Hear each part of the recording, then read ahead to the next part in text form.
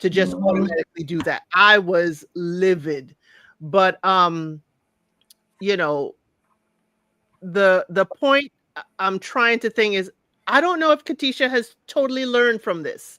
I've watched some of her interviews, I've seen some of the things, and what I really got really heated about with her, she never said she was sorry to Demola, and she was happy with that. Oh no, I didn't tell him sorry, because she's not sorry. You know, my thing is, if I've hurt someone, or if, you know, something like that where I've given my word and y'all tell me in my recap that I'm on her neck, when I give my word and somebody gives me their word, I gotta know that I can trust you. And if you do that and you flip on me and you promise, hey, this is us together. If you promise me and you go back on your word, we have a problem. Yeah, agreed. And I know I looked at, I always like to look at the meet the cast online, and it kind of gives they kind of give a little excerpt themselves of kind of like what they're looking for. And Jabin was very specific. He said that he attracts the wrong type of girls, and he is really trying to break out of that. But I'm like, dude, you were trying to talk to every girl, seemed like on the show with that last episode. And I really, really hope that Netflix shows that scene that we did not get to see, where they're saying that he was talking to several girls, including Sophie, and he went into the photo booth and all of that. I really, really want them to show that episode so we can see, because he claims that what is his boy's name, that's married to Meg. I mean, that's engaged to Meg. Kieran. He claims, Kieran. yeah, Kieran. He claims that Kieran and Meg are lying, but I don't know what they would lie for. Like, why would they go to that great lengths to do that? But I know it wouldn't change anything in the scheme of things with Katisha, but I really want them to show that episode, because I want to see from my own eyes like what happened that night. Yeah, because he is out here, Javin, out here, dragging Kieran's name through the film. He is calling him all kind of punk AB. He is calling him out of his name. And I'm like, okay, it's been a year, okay? Right. Maybe you should pump the brakes. It's been a year. Why are you still so heated about this? If it's, nothing that you had to worry about, if it's nothing, and just because Kieran has his lady's back, or maybe even if he is misinformed, he saw the same wrong thing. I just was like, the vim that you still have today for Kieran just isn't adding up for me. Right. Maybe JR, you could explain to us why, you fellas usually say, hey, bro code, we done, we say our piece, we done. It seemed like, Javin's still on it.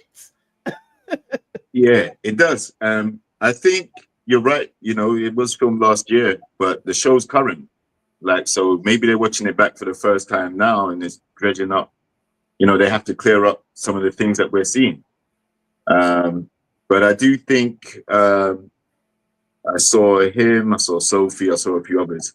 I think what we need to see is Sophie and the other ladies in question actually detail what happened, rather than going off of what Megan and Kieran saw. We need the ladies who he was actually speaking to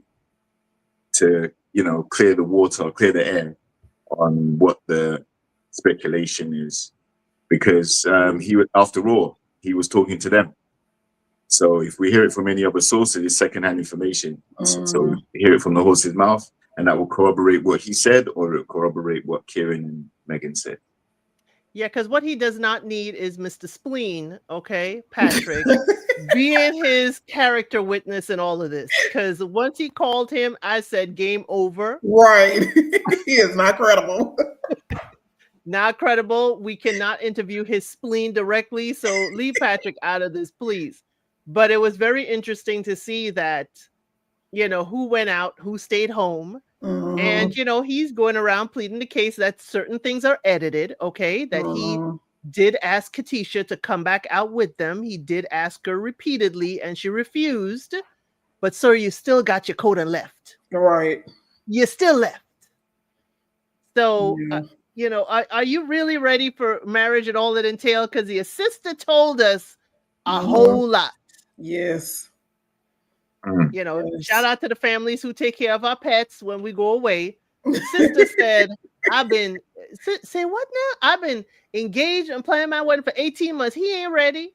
The No. siblings this season has told all the truth. And I love Yes. it. I hope they're at the Yes. reunion.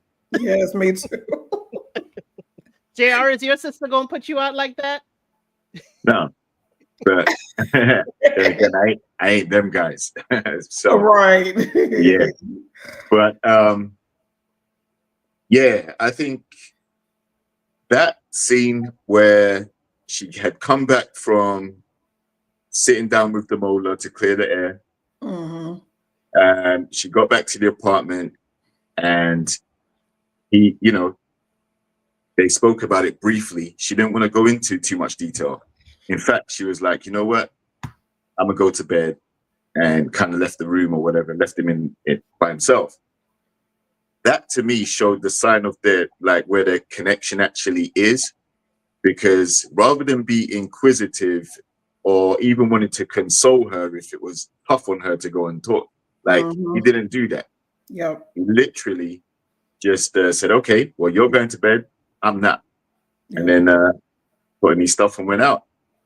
And then when he got back to the apartment, um, yeah, it's like he didn't really care about what she'd gone through. But what he did say, which I did agree with, is if it was bothering you, there's something troubling you, communicate. Like the connection isn't strong enough for me to be able to gauge everything, every emotion, every facial expression, or anything like that. Mhm. Mhm. But you need to communicate if something's up, and then we can try and discuss it and resolve it. He's not a mind reader, and I don't think their connection is as strong as what she may have thought it was for Yeah. him to actually have come in the room and stayed with her overnight. Yeah, agreed. I thought the same thing. I'm like, but I think that with her, that's probably what she's done in her previous relationships. When something is bothering her, she does not speak up. I just think that's the way she communicates. But I said the same thing, like, girl, you gotta tell him like what's bothering you. He doesn't know you like that to, read body language and know you that intimately. Like, when you've been with a person a while, you can look at them and say, oh, I can look at them and tell, okay, something is bothering them. No, you all are not at that level. She should have opened her mouth. She knew was something was bothering, and what was bothering her was that he was talking to Sophie. Period. She just should have said, I'm upset because you talking to, and rather than go to the bed and start crying. Like, that's not gonna solve anything. You should have told him. Exactly. Yeah, I agree with that. The pillow is still going to be wet come morning and nothing solved. And Right. even if what she said in the morning was correct, oh, I was concerned you're going to be, that was, I think, an excuse. But then you say that ahead of time. Okay, you're going out. I'd rather you stay in. But if you're going out, please don't indulge too much. We Mm-hmm. have a meeting with my family tomorrow, and I don't want you to come off as tipsy or hungover. You can say that. You Mm-hmm. can speak up and say that to him. Say, hey, I'm not going out. We had enough, or I had enough.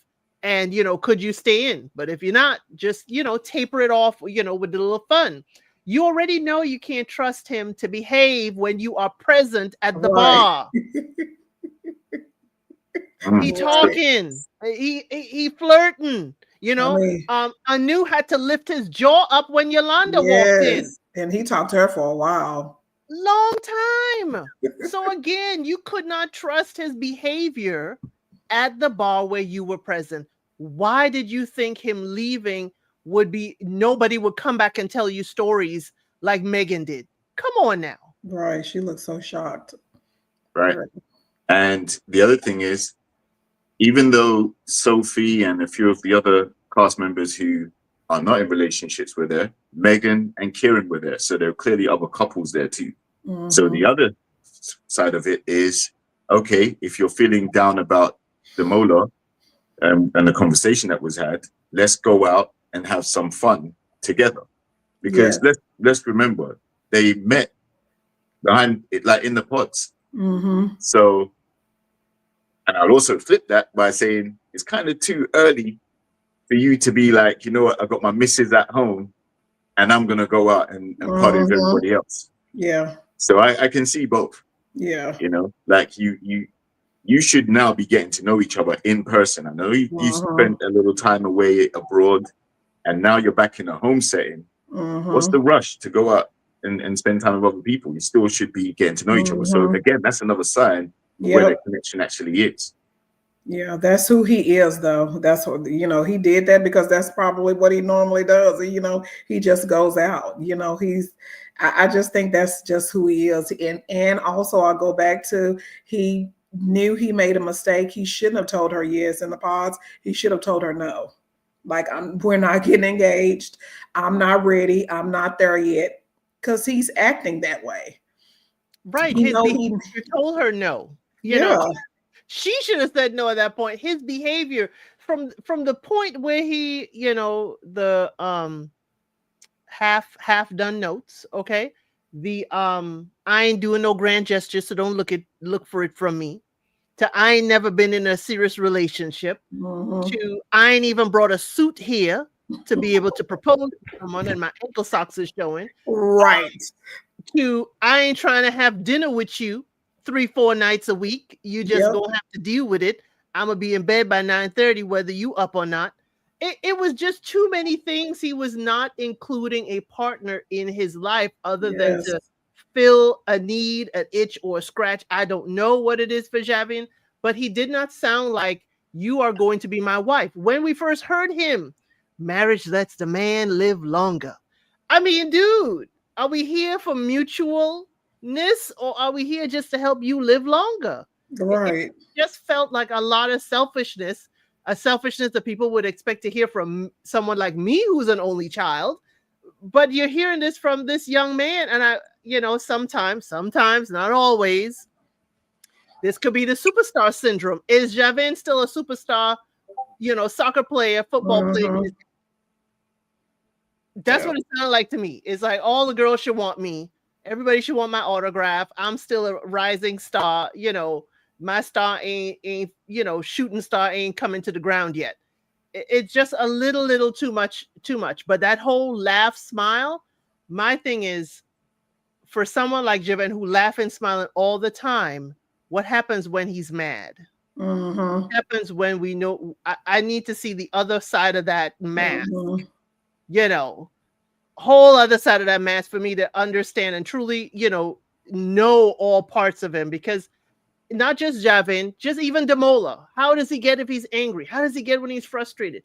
Any Mhm. of the men, the laugh, laugh, laugh. What happens at that point? Yeah. Right. Yeah. The problem with that though is you'd have to get them to that point in order for them Right. to see how they react. And that wouldn't be advisable to pick a fight just to see, or to do Yeah. something like that. So Yeah. but we did actually get to see Javon heated and under pressure with Kieran and Megan when he invited Mhm. them over. We saw how he handled that. Now he didn't necessarily lose his temper and use cuss words and anything like that, but he was very serious in his point, and he wasn't afraid to call out what he thought was untrue mistruths being spread about him. Katisha wasn't there to see that, by the way. So, Right. you know, um, but ultimately, if I feel like if Javon presented himself a different way, i.e., came more prepared, uh, Mhm. more intentional, more partner oriented, Mhm. Katisha probably wouldn't have chosen because that's exactly what Demola seemed prepared. And he was talking about the future and them together and everything like that. And that gave her the ick for whatever reason. It did. She wasn't comfortable going with that. Right up until 23 hours, 59 minutes, Mhm. she was leading him on to believe that he was the one. But then she decided to go with what she knew, which was the lack of preparation, the lack of talking Mhm. about anything serious, the lack of future, Mhm. and because Javon didn't offer any of that, but Mhm. yet he still won the day. So I think Katisha probably wouldn't have been attracted to Javon if he was more similar to how Demola was coming into the experiment. Yeah, she's very insecure, but I can also say that Javin is very insecure as well. I think he puts up a lot of different faces because he said, he does not trust women. He told her in the pods, I had a really bad relationship, and I really believe him. I really believe whatever relationship that he was in, it really messed him up really, really bad. And I believe that he acts out because of that. Now, I'm not saying completely, but I believe that last relationship had a lot to do with how he behaves. So Yeah, I can see that if I believe that last relationship, because it's twofold. First, you yeah. ain't never been in a relationship ever, and then the last relationship you had, you were given 100%. I don't know. He hasn't, told fibs before. He has not that we know of. So, but I take it with a pinch of salt. Yeah.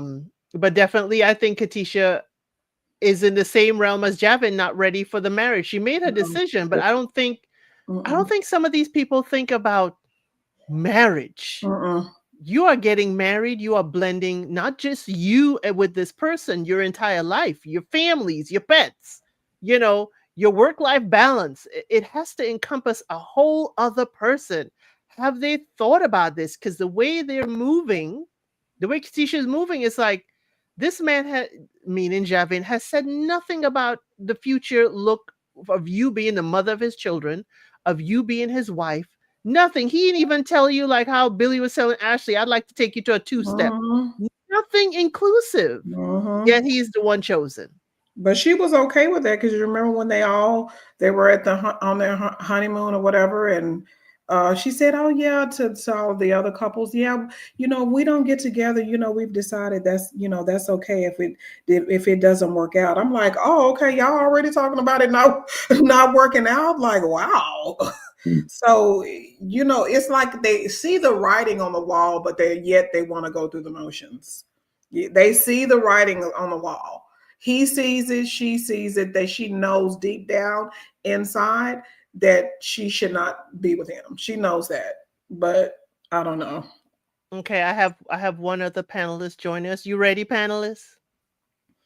Okay, okay. I don't want to put you out there. Hey, Dahlia. Oh, look at wonderful in Hello. the pink. You coming to hit us with the pink look. Just for y'all. Muted. How are you guys? Good, how are you? Good.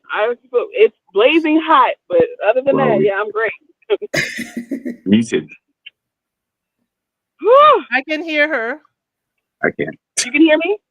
Yeah, I I can can hear. hear you, but Life is Reality cannot. Life is Reality, Oh, you want to drop down? Can, Yeah, y'all in the chat, can the Tasha, can you hear her? I can hear him. Chat, can you let us know a one in the chat if you can hear Dahlia? Give us a one. Okay, you all can hear Dahlia. Okay, y'all can hear Dahlia. Thank you so much. Go ahead, Dahlia. We're gonna bring Life is Reality back up. okay. I missed the last, I think, 20 seconds of what you guys were talking about, but I finally got caught up with all the episodes, and I I'm putting on my conspiracy cap right now, okay? Because Mhm. this whole Katisha, Javin, Demola situation is really weird to me. Like the level of production that is involved is sky high. It is the highest I've ever seen for this particular show. And the reason why I say that is because everybody and their mama was asking Katisha especially, hey, what's going on with Demola? How you feeling about that? Demola. It's like, what do you care? That's weird. Um, the fact that they felt the need to have a conversation with Demola afterwards, like not just her, but Javin too, even though Javin had nothing to do with any of this. Like, why? That's weird. Um, and I genuinely believe, I think Javin and Patrick were both producer plants, and they did not expect Katisha to actually pursue him. I think they thought that she was going to go with the smart choice, Damola, and then that didn't happen. So then they had to recover, and I was okay. So we'll let her say yes, and then we're going to figure out a way to get him the heck out of there because there's literally no reason why any of this is happening otherwise. That's my conspiracy. That's a good one. That's a good one. Yeah, because Cal was even too concerned for me. Like he was going overboard too. He's another one. Like that's out of the blue. Like why? Well. Now the fellas like to speak up for each other. Okay, the fellas like to speak up for each other when the boy been done wrong, even though he only been my boy for 10 days. Okay, right? He going overboard. But I had to come to a realization to myself. I always say that. How gonna be your best friend after 10 days? But hey, then I gotta say, how can you be engaged to be married for 10 days? So all these people are in hyper, situations that we won't understand. We won't, we have not experienced ourselves. So I have to give Cal and all of those the benefit of the doubt that you can become BFFs from the pods. And you go and stick up for your gentleman. But here's the problem. And we could slide right into it if y'all have no objections. Cal, you got your own issues to deal with. Yes, okay? He does. You got your own issues. I'm just happy that the family is at least smiling and mama holding your hand, but you got enough issues to deal with. Dahlia, you want to start us off with Cal and Sarova? I do, but can I say one quick thing? And this is specifically about Damola. I'll be real quick. Okay.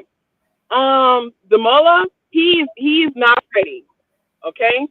I know he's not ready because when he was speaking with Javin, he made sure to he put that seed in Javin's head like, hey bro, this is me. This is what I would do. I don't know about you, but if it were me, I would never marry a girl like that who did me dirty like that. If she's the type to be all wishy-washy, I would never. But that's just me. That's just me. Like, who says that? Why would you say something like that? But he's right. When you were all sweet and cool. He is right. Is he lying? He ain't lying. He's not wrong. He's not wrong, but also, that was not appropriate. Why not? He's warning him. I wish he would have said it to her, though. She the one who changed her mind on you. Right. She the one who broke your word. But it ain't gonna look good for this 6'5" man to be talking all sideways to this, Pierre. Okay, it ain't gonna look good. So y'all give me 1 minute. Before we move over, we have another panelist. Okay, y'all ladies, Trey is here. Okay, Trey is here, ladies. Where your fans at? Trey is here. Lord have mercy. Not the fans. You must stop the madness. Stop the madness. Trey came in just as I was trying to move stuff. So Dahlia. You got the final say with Katisha, Javin, Damola. Final say, dang. Yeah. I was listening as I was concluding my workday. And I was like, okay, everybody pretty much hit the main points and everything. But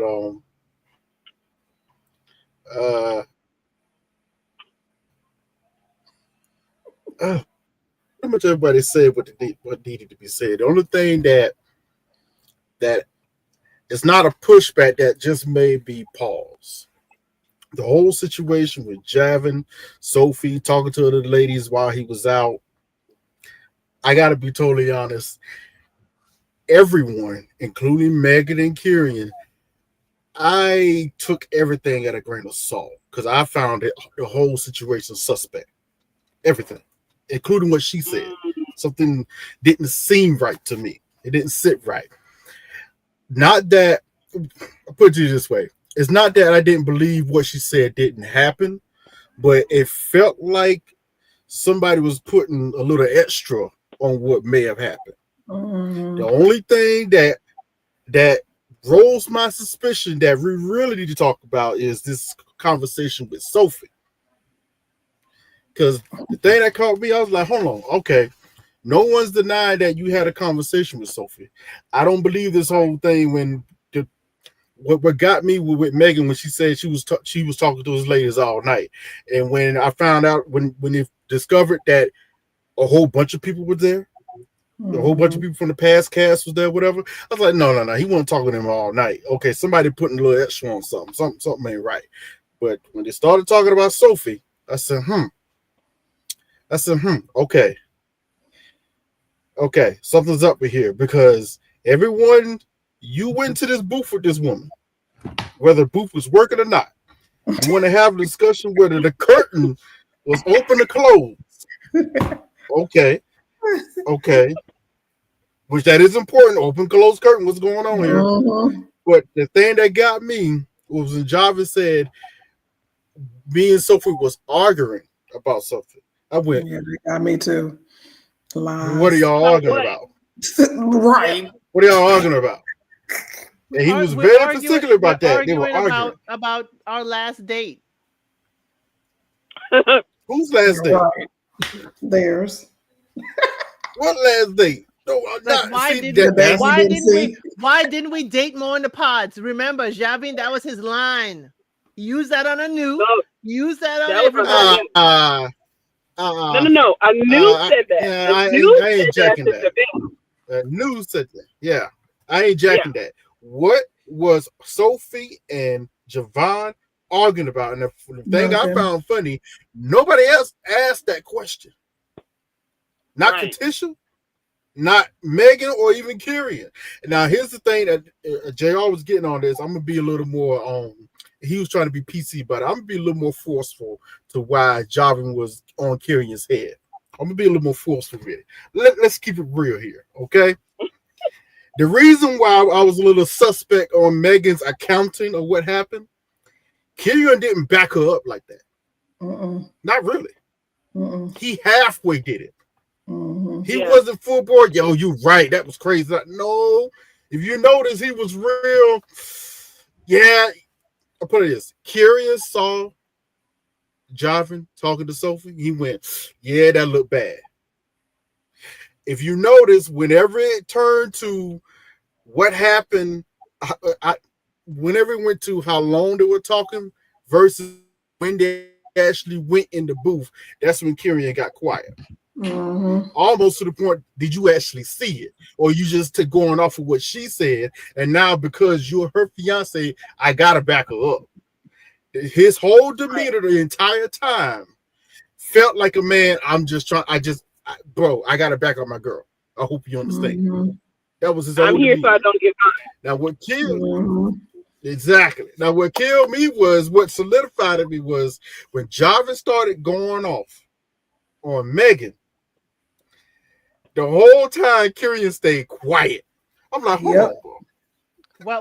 Well, we could see in the edit. We could see in the edit it wasn't the whole time. We saw in the edit when she started kind of bucking forward, he did put his hand in front of her and was like, Megan, and then we saw it cut to something. So we see there's some parts that he, was speaking up that I think they edited out. I get you, L, but that's not enough. Let me tell you why it's not enough. The moment Javin started raising his voice and going at Megan, I would have stopped. I would have paused the conversation right then and there. Like, hold up. Whoa, this is what we're not going to do. We can discuss this as human beings in a calm manner. But what you're not going to do, bro, is yell at my fiance. And baby, I'm sorry. You need to chill out too.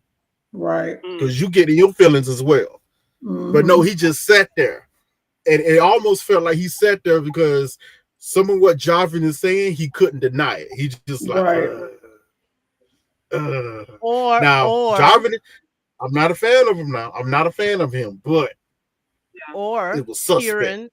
Kieran is sitting there watching how Megan's behaving. That's all. Of course.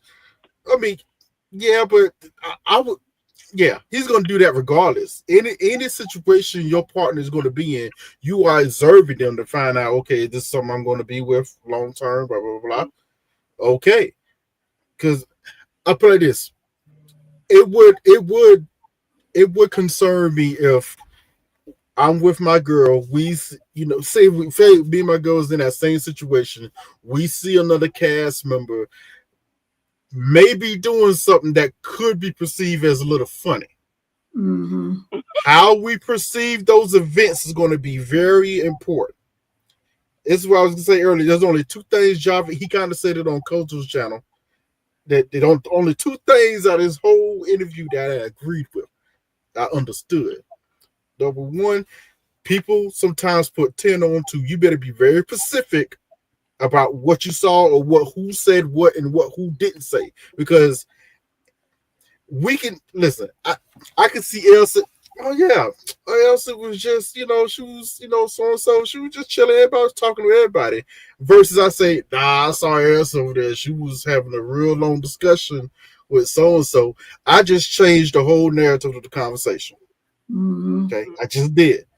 So the way and what caught me was when Megan was first telling the story to Katisha, it sounded really bad. Oh, he was talking to Nu, he was talking to the Moon Girl, he was talking to Sophie all night long, this and that and third. I went, boy, that sounds terrible. But then when we come and find out, wait, no, you was out with Kiri, all the boys, everybody was hanging out there. I think even Demola was there, apparently. Everybody was hanging out there. So I'm like, wait a minute. How could he spend hours with these people? Nah, so somebody else would have seen that. And then on top of that, he said, okay, hold on. And what got me when even Megan backtracked on her statement when she said she told Katisha, yeah, he was talking to them a long time. It looked kind of funny. Then he was talking to Sophie a long time. They went in the booth, they closed the curtain, it was crazy. And then when Javin challenged her, it was like, hold on. I was with y'all most of the time. I was only talking to them about 15 minutes apiece. It's like, but you told Katisha, blah, blah, blah, blah. Semantics. Yeah. Hey, semantics matter. I live in the real world. I live in the real world. That is factual evidence that's important.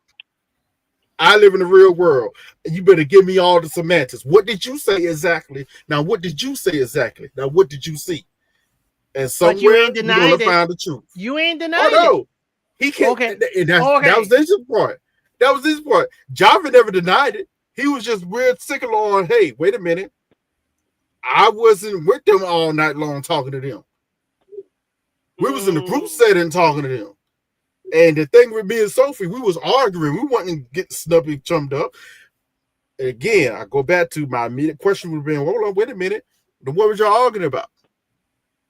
No one ever asked that question. Javin was Nate Dogg that night. I can't deny it. I'm a rider. You don't. Hey, I'm sorry. He was there. He did not deny going into the photo booth. Why am I going into a photo booth with anyone? Anyone? That's true. Somebody needs some privacy. That's close proximity. It was suspect. She can't sit. Okay, she can't sit. We already know she can't sit. So what are we going in the photo booth to have a discussion for? But else again, I agree. You coming home with Sophie's scent on you if you in the photo booth with her. Why are we that close? Well, according to Megan and other women's scents too. Again, then why not ask that question? What was y'all talking about? Y'all so hooked up. What was y'all arguing about? What's really going on? Let's just keep it real. This whole thing was a setup situation for Katisha to have some type of excuse to run up out of there. Yes. That's it. Yes. That's it. Yes. No one really cares if Javin and Sophie really had something going on.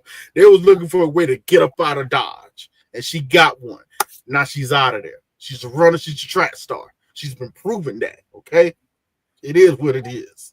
You're acting like she has no reason to run, even without the photo booth. You're acting like she has no reason to run. Right, because I was just about to say she has. Yeah, she had a reason to run since the pause, and yet she ran her butt right up in the house. She ran to him. Exactly. Well, okay, but if they were really serious about hashing this out, why is nobody talking to Sophie, Anu, or Yolanda? Because we saw the screen. All three of those women were flirting with the men. He wasn't flirting with them like that. Sophie, we know for sure Sophie was. We know her dress was short because she over here talking about how she gonna flash some people if she try to sit down. She didn't have to say all of that. That was totally unnecessary. We know Anu was flirting with him, showing all 32 of her teeth. We know Yolanda was This is why flirting I with him, say. and everybody saw it. So It's why I say everybody's suspect. it's not you Yeah. know it's not his responsibility to remove himself from a woman who's flirting from him. I'm In not this Oh, it's removing everyone's responsibility. I'm just responsibility. saying this is not all on Javin. And why is Patrick of all people the only one that's coming to support Javin? Why are we talking to any of the other people who were there? Because we gotta Patrick, save really? for the reunion. We gotta save it You for gotta the save for the reunion. reunion. and also You gotta save for the reunion. also Patrick's on speed dial. Maybe they were. Megan got heat for Sophie. That's why, and I think That's Ariana exactly had it. said that. That's That's the exactly what I only was reason going to why say she to you. even cares. She Mhm.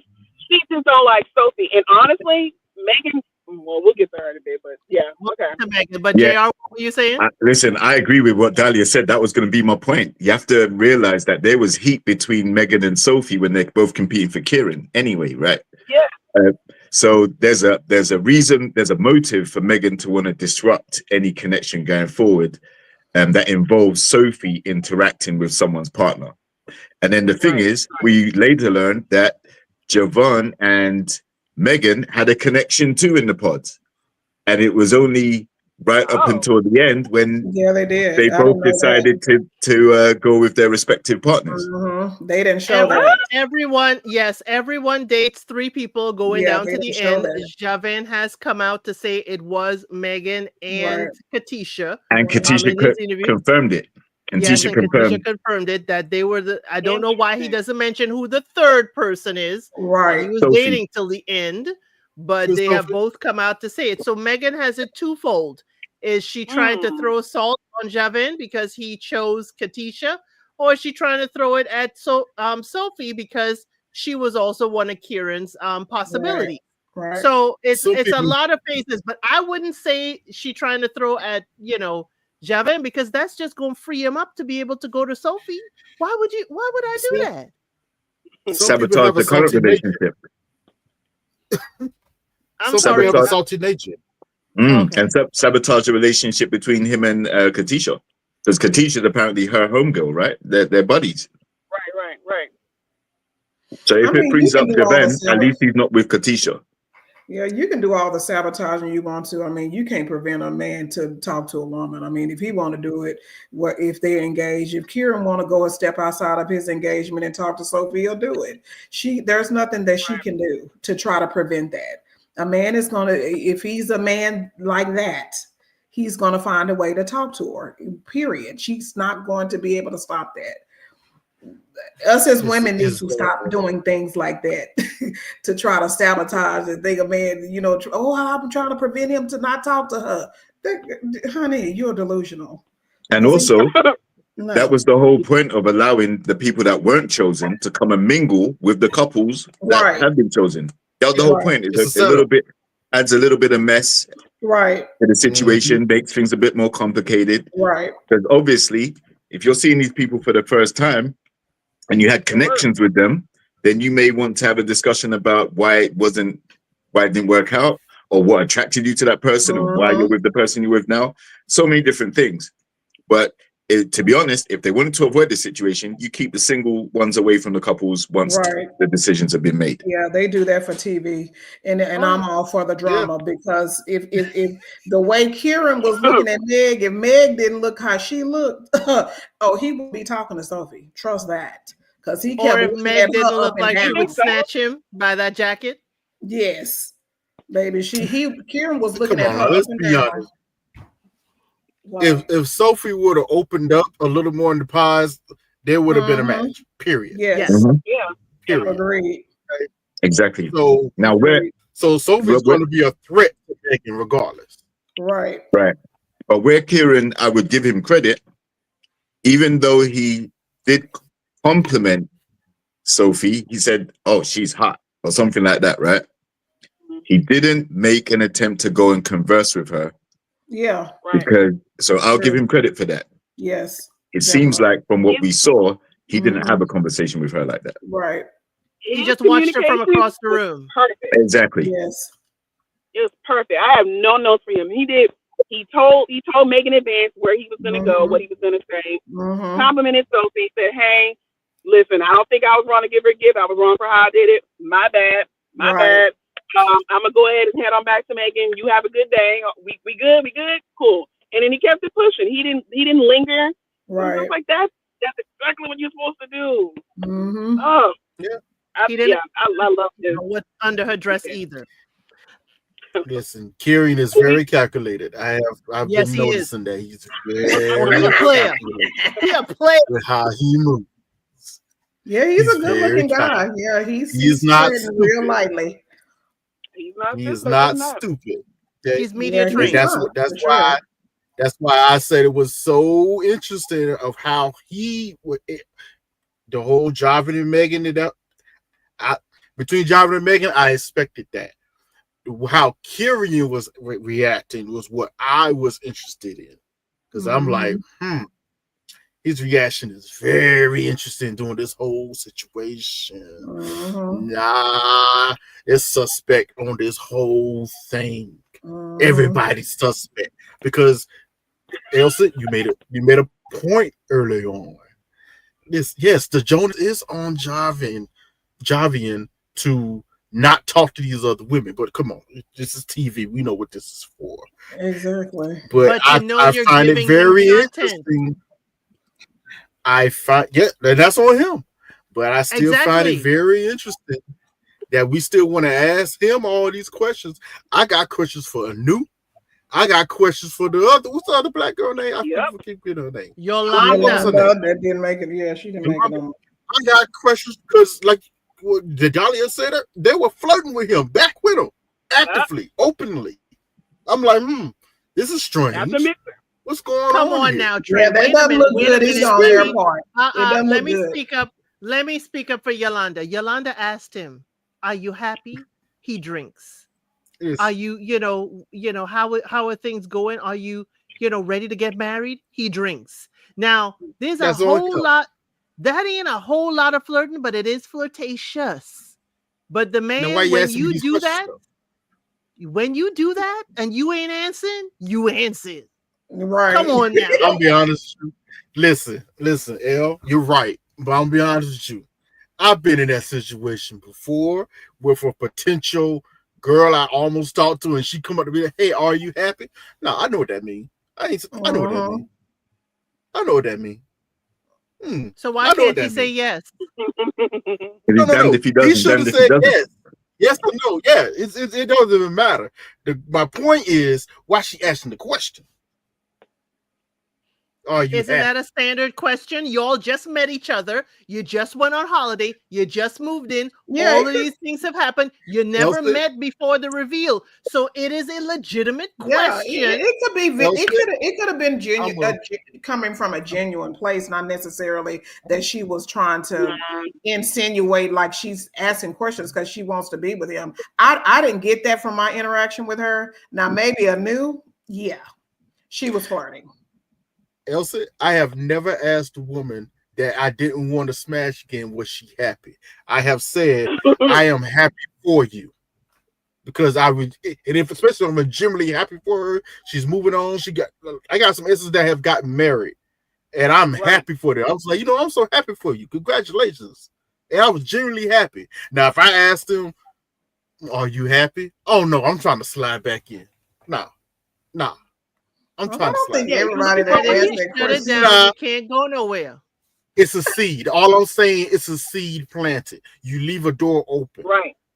That's what you do. Now it's up to them to walk through it. I'm pulling back the curtain. This is player games. Hey, it is what it is. You pull back the curtain. All you do is provide them the opportunity to walk through the door. You ain't got to hold their hand. Javin said there is no curtain, Trey. Right. He said it wasn't no curtain at all.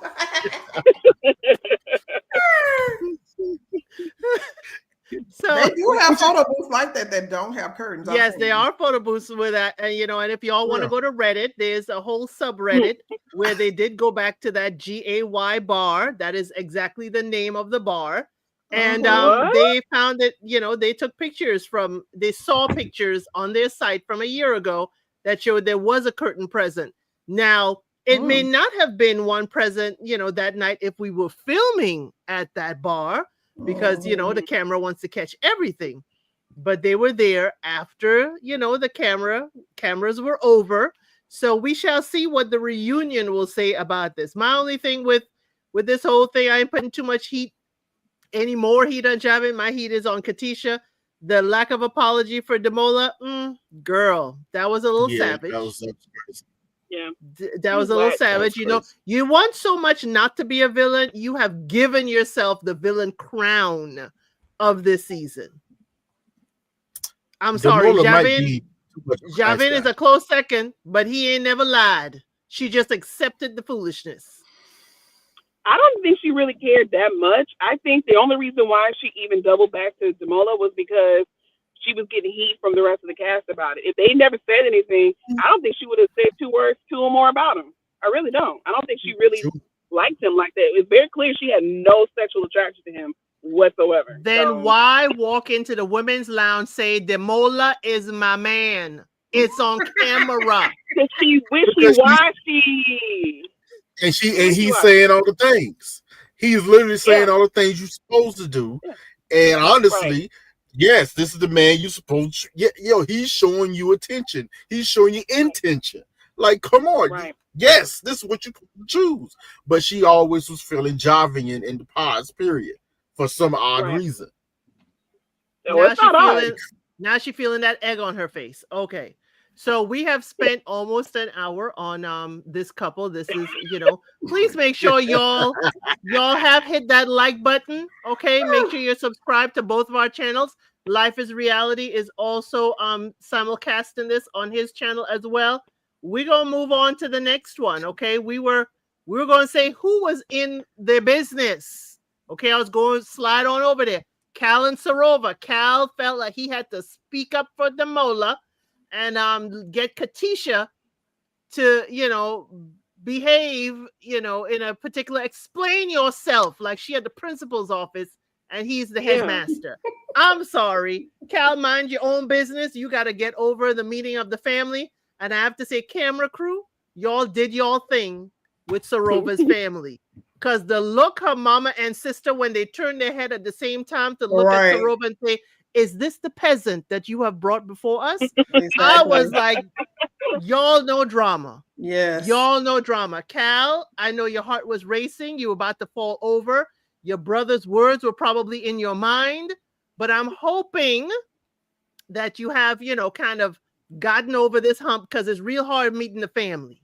We know it's real hard trying to impress a family that you're forced to impress, and one that has been knocking on the door of your fiance's phone every day about you. So I would like my panelists, I'm going to start, since Trey came in last, we're going to start with him. I like my panelists to talk about, Cal, Sarova. You know why Cal prefers blondes, okay? We did not roast him here on this channel for his preference, because we figured mama and grandma are blondes, okay? And his brother, though, roasted him, okay? His brother roasted him right well and good, as siblings should. So Trey, set us off with Cal and Sarova for episodes 5 through 8. That's what I wanted to talk about more or less, is Cal's interaction with his brother. Because his brother pretty much said it straight. He said Cal will struggle to put Sarova first. So basically, he's calling his brother selfish. He's has a selfish nature. I found that interesting to say. I said, wow. Okay. And it kind of tracks with a few things that Cal has done and said a little bit. I'm like, okay. But they didn't really dig too much into it. They just left that little bond right there. That something might come up later on. So we have to keep an eye on that. The meeting with Sarova's family, that was, I don't know, maybe I was expecting more explosions, but enough did happen. Because when they came in there, I found it interesting that Sarova has never brought anyone to meet her family. Anyone. I'm like, okay. This is I don't know if this is good or bad. I'm like, wait a minute, you brought Wait, how old is Sarova again? How old is Sarova? Does anybody know real quick? Hold on, let me check 28 that. or She's something? 29. She's Oh, 29. 29. She's Yeah, 20. I think she's 20. Yeah. I had to check my notes right quick. She's 29. Mhm. And she's never introduced anyone to her parents before. I mean, it's possible, but I just found out a little, okay, this is No, interesting. it's not suspicious, Trey, because Interesting. remember she's a young Indian girl, and the Indian. only men she's Mhm. dated has probably been who the family has presented to her. Right. So I get it. she doesn't But have to bring that's why anyone I'm home. not so Hmm. that's why I'm not so on it. It was just interesting that she was the one that purposely said that. So it was in her mind. Oh my God, I've never brought a boy home to my mom before.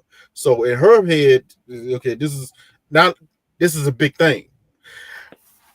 During the actual meeting, yeah, I have wrote down like, yo, yeah. So Reverend Mama was not having it. Just like the way she was coming across, she wasn't having it. And I have to say, I don't think Kyle represented himself the greatest No, I during agree. after that meeting. He fell apart. He completely fell apart. I was I would give this advice to anyone, especially as a man. Yes, their parents may not like you off of principle because they don't know you. It's just a principle thing, He's someone you bring home. We never met him, whatever, blah blah blah. Just off principle, they may not like you, but at least when you walk up in there, have some confidence about yourself and some Hmm. belief and confidence within yourself. That goes a long way. Yeah. I Kyle just fell apart and was struggling to answer simple questions. It Hmm. weren't even hard questions. I'm like, bro, like, come on. He was falling apart so bad, it didn't turn around until Sarova cut in and saved him. That's when the conversation finally turned around, and the mom was like, "Oh, okay." The sister was like, "Okay, you know what? We accept you." Blah blah blah blah blah. By himself, he was not selling himself well. They pretty much really didn't have any type of outline of a plan about how their relationship was going to go, where they're going to live, this and that and third. It was just all over the place. He was just like, I just like her a lot. But what do you like about her? He Right. couldn't even answer that. He couldn't even answer that. I'm like, oh, wow, bro. What's really going on here now? What's really going on? Because that was the easy question. What do you like about my daughter? He barely had nothing. We're just Yeah. so similar. So and the What I sister's mean? looking like, I'm next, sister, and this is what you're doing to mama. I'm next. Up to date. And I this got is to what deal you with are presenting to the family. And I gonna have to bear the brunt of it after. Um Trey, can I move to another panel? Thank you, Trey. Dahlia, I know you're in the car, you're more mobile than us. Do you want to share your thoughts on them? Yeah. Um, Cal really crashed and burned, and I was I was reading some other comments, and people were saying that that particular interaction was heavily edited, so it's not really clear like how much of a catastrophe that meeting actually was. So it could be that they cut it in a way to make Cal look terrible. Who knows? But it wouldn't have mattered anyways because Cal and Sorover, I think, are a terrible match, and it has nothing to do with his preference for blondes or them being Pakistani and Indian, and everything to do with just them as people. Um, I thought at first that Cal, he came across as like a Freddie 2.0, like real sweet, not shy, but like kind of reserved kind of guy. And I thought, oh well, maybe they might match up. But when I think back about their conversations, I don't remember anything. Like I remember him talking about his brothers. I don't remember anything he shared about himself really. I know that Sorover, she talked about being really family centered, and like they both cared about their family, but it was. I think Cal struggled to say what he liked about the daughter because, or about Sorover because what is it alike? Like, what did you guys actually discuss? I don't think that they really did. Honestly, I think Sorover's using Cal as like a way to establish or at least explore independence. Because when she interjected, she talked about how, hey, I'm my own person and I really want to be able to do my own thing and make my own choices. And it's like, that's cute and all. You don't start with a husband though. That's not how you start. You know what I mean? Like, decide that you want to wear different makeup. You want to part your hair differently than how your mama wants you to. You want to go you want to go move to a new city. You don't start with a husband, though, girl. What are you talking about? And then and then Cal didn't even bother to bring anything. Like, he did no research. You don't bring no flowers. You didn't bring any traditional Indian foods or something. I don't know. He didn't wear the outfit that he had on from the engagement. That would have been a good touch for him. He didn't he just there was no effort made on his part to say, hey, listen, I know that we're not of the same culture, but I see you, I respect your culture. He didn't really honor, like, that's a big deal for Indian people. They're very prideful about their culture. He did none of that. And then on top of that, the most basic question on earth, why do you like my daughter? You crash and burn on that part? Like, come on, bro. And I think that I think his brother was right. I don't think his brother was roasting him. I think he was just giving a very honest assessment. I don't think Cal is ready to marry anybody, but specifically Sarova. I think that she would be one of the worst picks for him because she would try and he would let her, but I don't think he would really be giving it his all like that. And I think that I don't even think they're gonna make it to the wedding. By the way, this is my last thing. Sarova's mother, beautiful. She looks very good. She looked really good. Like, she if you told me she was an older sister, I would believe you. She should be. Love is Blind Brazil season 5 is coming up, y'all. We will be covering it here as well as Francais. And Love is Blind Brazil season 5 deals with the 50 and over dating. Sarova Mama could be on that Love is Blind version if they decide to do 50 and over in the UK. Totally beautiful woman. I agree with you. Natasha, you want to chime in on Cal and Sarova? Yeah, I'm trying to like them as a couple, but I think Cal is in denial. He knows that this is not his type. He knows it. I think he's just being really nice to her and feeding her what she wants to hear. And unfortunately, that's going to backfire because they're not going to get married in the end if something, happens before they, make it to the altar. But I don't. It's something about Cal. I can't spot what it is that I don't like about him, but I don't like him. I think Sarova is very naive. I think she needs to date more. I did read where she says she's done a lot of online dating, and being fixed up by her family and friends with men, and that has not worked. But this is not going to work either. So I don't think this was not the avenue for her. She needs to not do the online dating or go by recommendations of her family, but go out there and date. Go to places where there are single, like-minded people like her. But this is not it.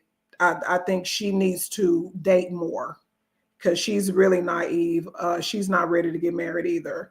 And Cal is definitely not the one for her. Cal is definitely in denial. He knows he does not like her. You can even tell, and I look at body language when they kiss, all of that. I mean, there's no connection there. It's not. Mm-mm.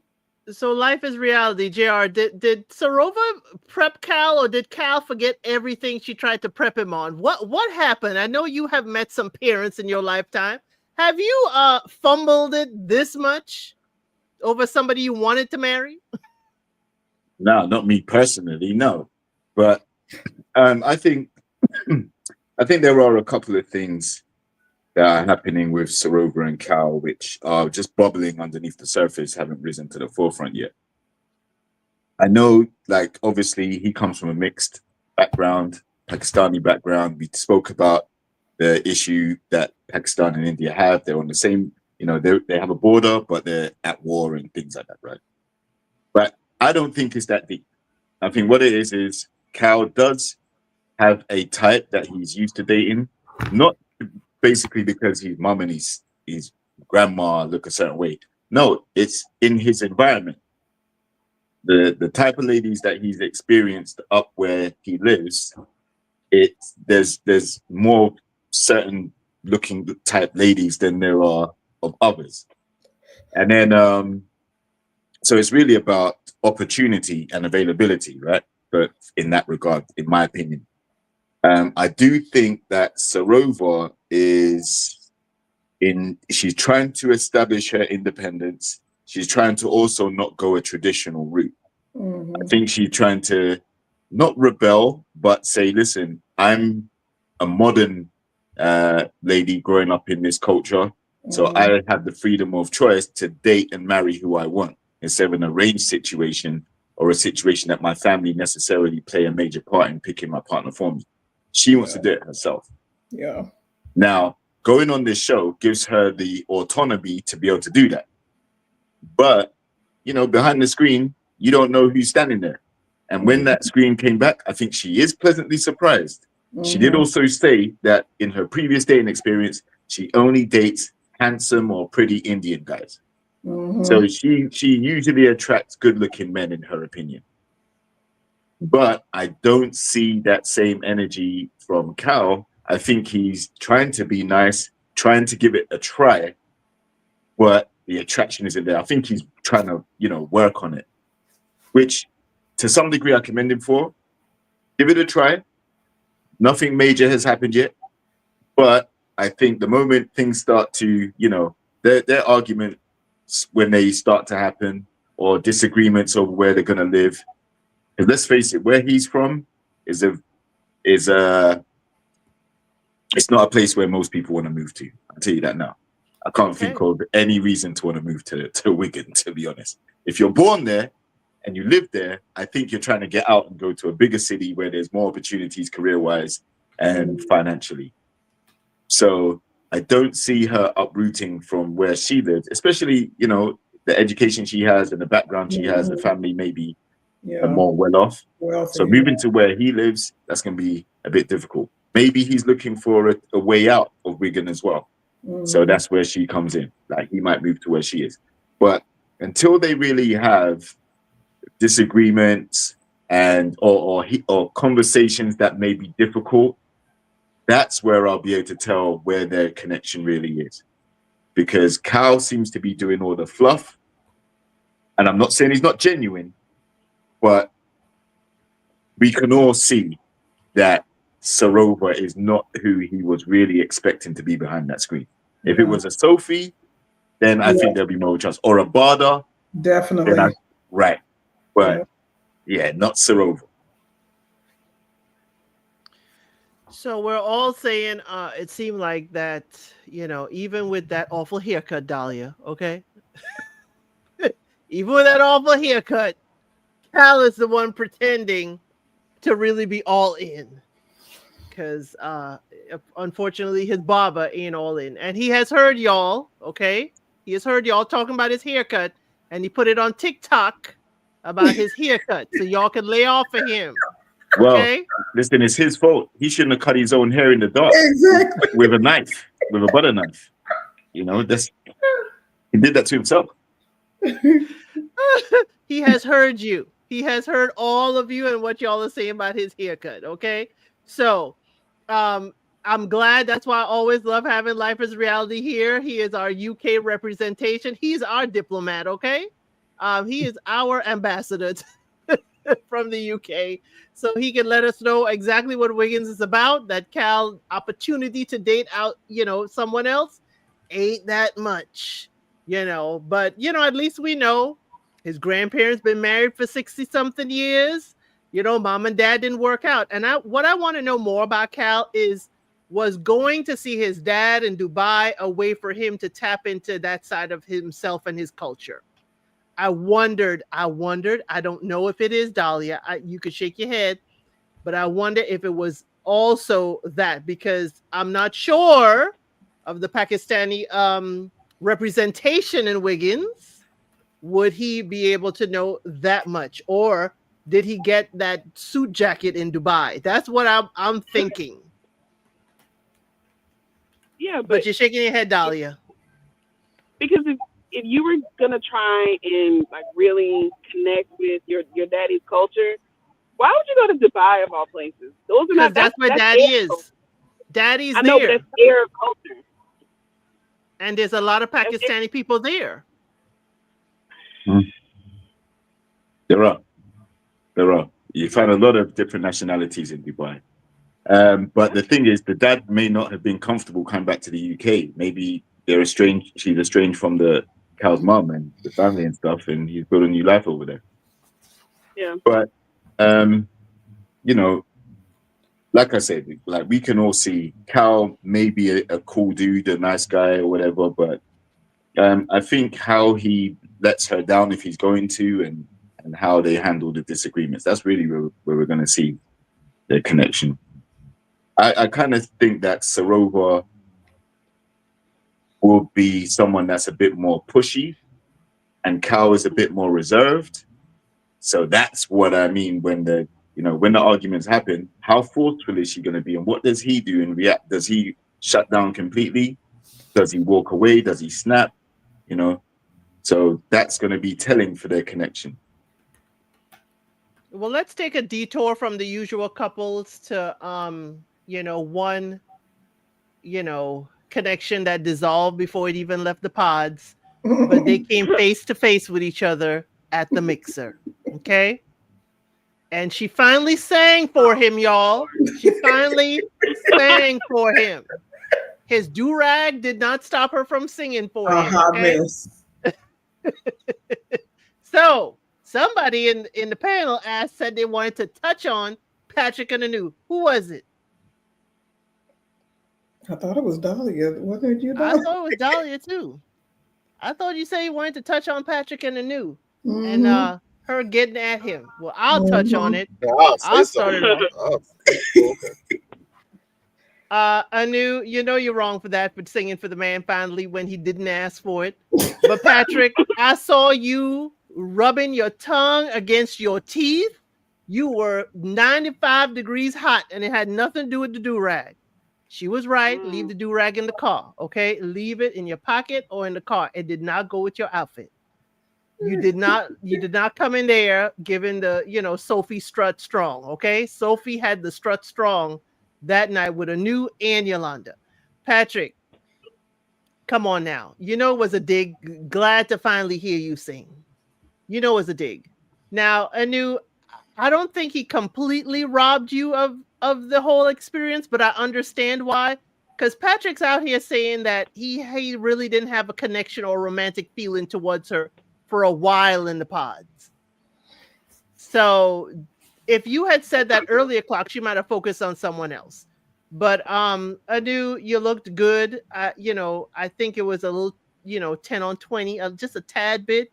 But you were right to tell him that do-rag did not match. Now, who would like to tap in? I guess I'll say something.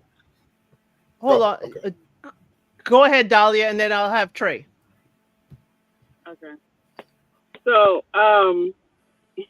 first of all, it's not true that if Patrick had said earlier that he was attracted to her, which isn't true, by the way, that she would move on, because she was very clear that she said that he's the only spiritual person in the five, and that was obviously very important to her. That's why she was attracted to him in the first place. And he was very clear that he was attracted to her. He liked her energy. He liked her vibe. He told the guys multiple times about that. So this idea that neither one of them is attracted to each other is a load of crap. So either you were lying then or you're lying now. But you are lying. So stop that. That's number one. Number two, Anu made an ass of herself. She totally lost her cool. She actually made Patrick look better than she did, just by her doing all of that low vibration. I don't even like that term. Real low vibration. She was real low vibrational. Talk about that man's do-rag. He did look stupid. Did she need to mention that though? No. The outfit spoke for itself. I knew didn't need to say anything. She looked good, and she ruined it by her antics. Maybe she probably would have caught her man at that mixer if she had just kept her composure. But she couldn't do that. So we are where we are right now. And and she came in like 38 hot, and then it was just like that was so unnecessary. I understand that you didn't like how he was acting towards you in the past, and that's fair. He did kinda blindside you, but I mean that's the nature of the show. I mean he's free to say no, and you ought to be thanking him because she should have dropped him immediately on day one when he's telling you that yeah my family is Christian but I'm spiritual. You Right. guys are not even operating on the same No. No. software system. So what Yep. are we talking about right now? This is stupid. You wasted your time, and you want to be upset with him because he actually did what he was supposed to do, which is listen to his freaking gut. Ma'am, you were supposed to Spleen, do that. That's a point of woman's order, superpower. spleen. So I'm just saying. I'm done. I'm gonna land my plane right here. I'm That's done. okay, Talia. I'm just saying it's not his gut, it's his spleen. Point of order. It's not Trey, in his gut somewhere. it's close to it. You know, thank you, Dahlia, for hitting the nail on the head with that beautiful flight you was doing. You was all you was in the sky, girl. You was in the sky. You know, yeah, a new. I like a new, but a new. You know what? I'm gonna say this. I'm gonna say this. I'm gonna say it. I'm gonna say it. I'm gonna say it. Oh, A God. new feels like Katisha to me. I was getting the same vibes from her that Katisha was giving from me when she was every time she talked to Jock. Like something's going on with your picker and it's off. It's off. Like the flash it was put right in front of your face and you didn't see them. So Mhm. I can't feel bad for you. And the way she listen, I get it. She wanted to go off on him, and you know what I'm saying. We all knew it was coming, but if it just felt hollow to me, because the whole time I'm thinking, I'm like, a new baby, he left you, like he left you, like, and so why are you so bothered that he decided to leave you? You should be thankful right now. But you bother, which leads me to my next point about this do rag thing. Yeah, I ain't gonna lie, I agree. I don't know why you got this do rag. I don't get it. Like if I was your homeboy, I probably told you, nah, bro, you need to take that off. I don't know what you're doing. But here's my point where I bring it up. Her going off with this do rag is bull crap. Let me tell you why it's bull crap. If things would have worked out and they would have ended up together, they would have had that. Oh, let me reset. If things would have worked out and they would have went to this mixer together and he had that do rag on, I can almost guarantee you wouldn't hear a thing from her. She's probably screaming out, "Oh, my man, my man, my man." He looked the cutest thing in a do-rag. Cutest thing in a do-rag. Mm. Now, let me ask you, life is reality. Is You a know, so do-rag an not accessory? this do rag. Right. Is a do-rag an accessory in the UK, JR? Yes, it is, but it's Oh. what you go to sleep in, and Oh, when you're okay. about to leave the house, you take it off. Right. Or See. sometimes what people do is because there's a lot of people that have long hair, like braids, cane rolls, things like that. What people do is they'll wear a hat over it because it looks fashionable. But to just rock the do-rag, I thought it's very lazy. It's just like when you see ladies come out with just a bonnet and with a bonnet on and they're going out about their daily. Man, take it off, leave it at home. Like that's you do that stuff at home. Anyway, I think Patrick is just awkward. And Mhm. Anu, she wanted her lick back for not being chosen. She may Okay. have felt quite embarrassed at the fact that she wasn't chosen in the pods and didn't manage to go on the getaway and enjoy the experiment a bit longer. But he did actually save her a lot of time and effort and embarrassment, further embarrassment. He just wasn't feeling her, and someone had to say it. I get the impression she would have just gone along with it regardless of how their connection was. But at least he had the ability and the common sense to say, look, I don't think this is going to work. And part of that may be down to the connection with Anu. Part of that may also be because he knows he's awkward and probably be difficult to deal with too. So at the end of the day, I wasn't surprised at how she reacted when they met at their mixer. But I think she added too much. It was too petty. Didn't need to be done. You know, you had a connection in the pods for a reason, so there was some connection there, but it wasn't enough to go over the finish line. Mm-hmm. And in this situation, you know, there's a commitment. There's, you know, guys gonna get down on one knee, especially if El Cid's watching. Better get down on one knee and propose the right way. And Patrick didn't feel that there was enough of a connection to go that far. So, yeah, I get that Anu wanted some extra time. Obviously, some people do come on the show to boost their social media. She's a singer. She does her little TikToks and things like that as well. So maybe that's an angle that she probably missed out on as well. But I think he did her a favor. He is too awkward. He wasn't what she wasn't what he was looking for. And this was before the screen even got peeled back. So we can't even say that he looked at her and discriminated. He just didn't get the vibe from the personality, and that's fair enough. In the experiment, you win some and you're going to lose some, right? Some experiments work, some don't. Okay, round us off, Tasha. Yeah, I agree with all of you all. I do think that Patrick was attracted to her, or, you know, within the pods. I think something clicked where I don't know if it was her or him. Something clicked where it just changed, and I think he mentioned it, and it could have been when he asked about maybe something about her mom, if her mom would agree, would accept him.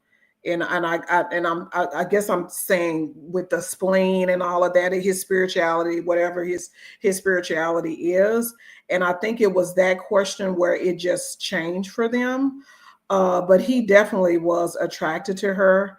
But like, some of the other panelists said, specifically Dahlia, they were not going to be on the same page spiritually. I mean, you can. I'm not saying that people can't come together that are different in their spirituality. I've seen it. I've seen Christians with Buddhists, and Catholics with Christians. I've seen relationships, so I know it can work. But I think it was just too far-fetched with what he believes in and what she believes in, that it was not going to work. And I do believe she was just really hurt. I don't think that was the setting, the time, or the place to have done that. They should have done that in private, with a lot of people around. I think that just gave her more fuel to kind of like go off on him. And, I just didn't think that was the right thing to do. But I can understand where it was coming from. It was because she was really hurt and she really liked him. And she was willing to accept his spleen spirituality and his rectum, whatever she called it, spleen rectum or something. I was like, oh, okay, she's adding more stuff to this. But yeah, I think she was willing to accept him. But yeah, it's unfortunate the way it ended. I hate that she ended it like that, like the typical mad, angry Black woman is the way she ended it that way. And I didn't like that at all. So, yeah. Thank you, panelists. Let's go on. We like spice around here. So let's go on to the next spicy, couple. We'll do the other ones. The next spicy couple didn't want any spice in the mince. Okay. It is rice, broccoli, and mince. No onions. Okay. No onions.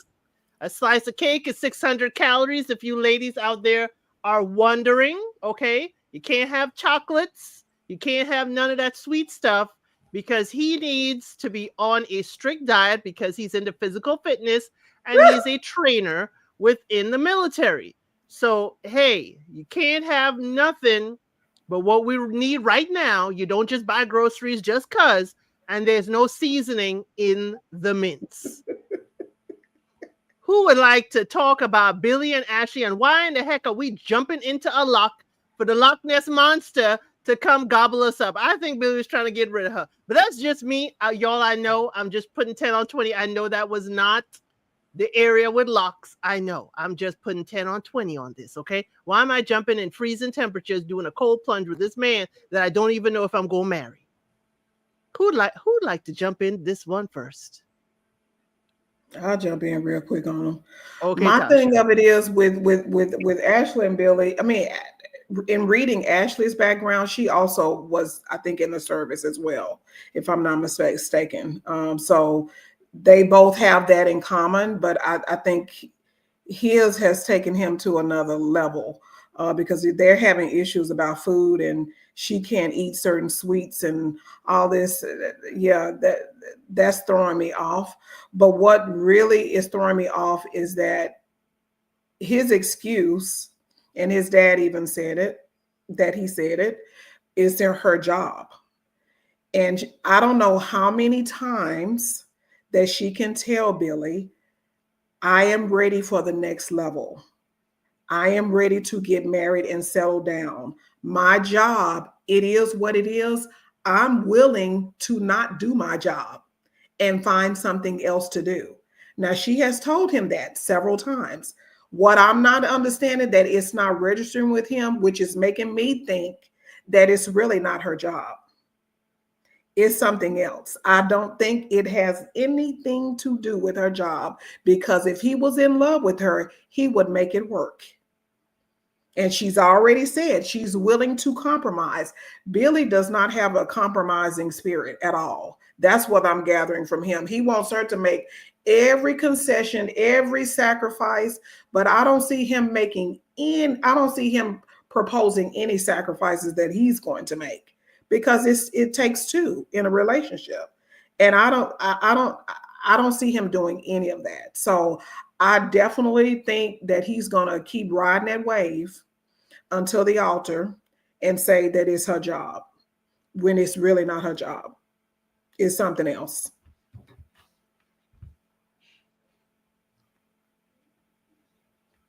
Who's on next? I'll go up. I definitely see Billy being very rigid, and I think that can lead to controlling or coercive behavior. You know, that whole cake situation, boy, that was an eye opener, because you know, she looks like she's in relatively good shape, good health. I know you can't just look at someone and see how healthy they are. That's not what I'm saying. But I mean, everything in moderation, right? Even fitness models and bodybuilders have cheat days where they'll just have snacks and things that they wouldn't ordinarily eat. I think his concern was her glee, like the amount of happiness that was there when she saw those cakes. She's like, yeah, now this is my idea of heaven. He was like, huh? Yo, that's some strong sentiments over some cake.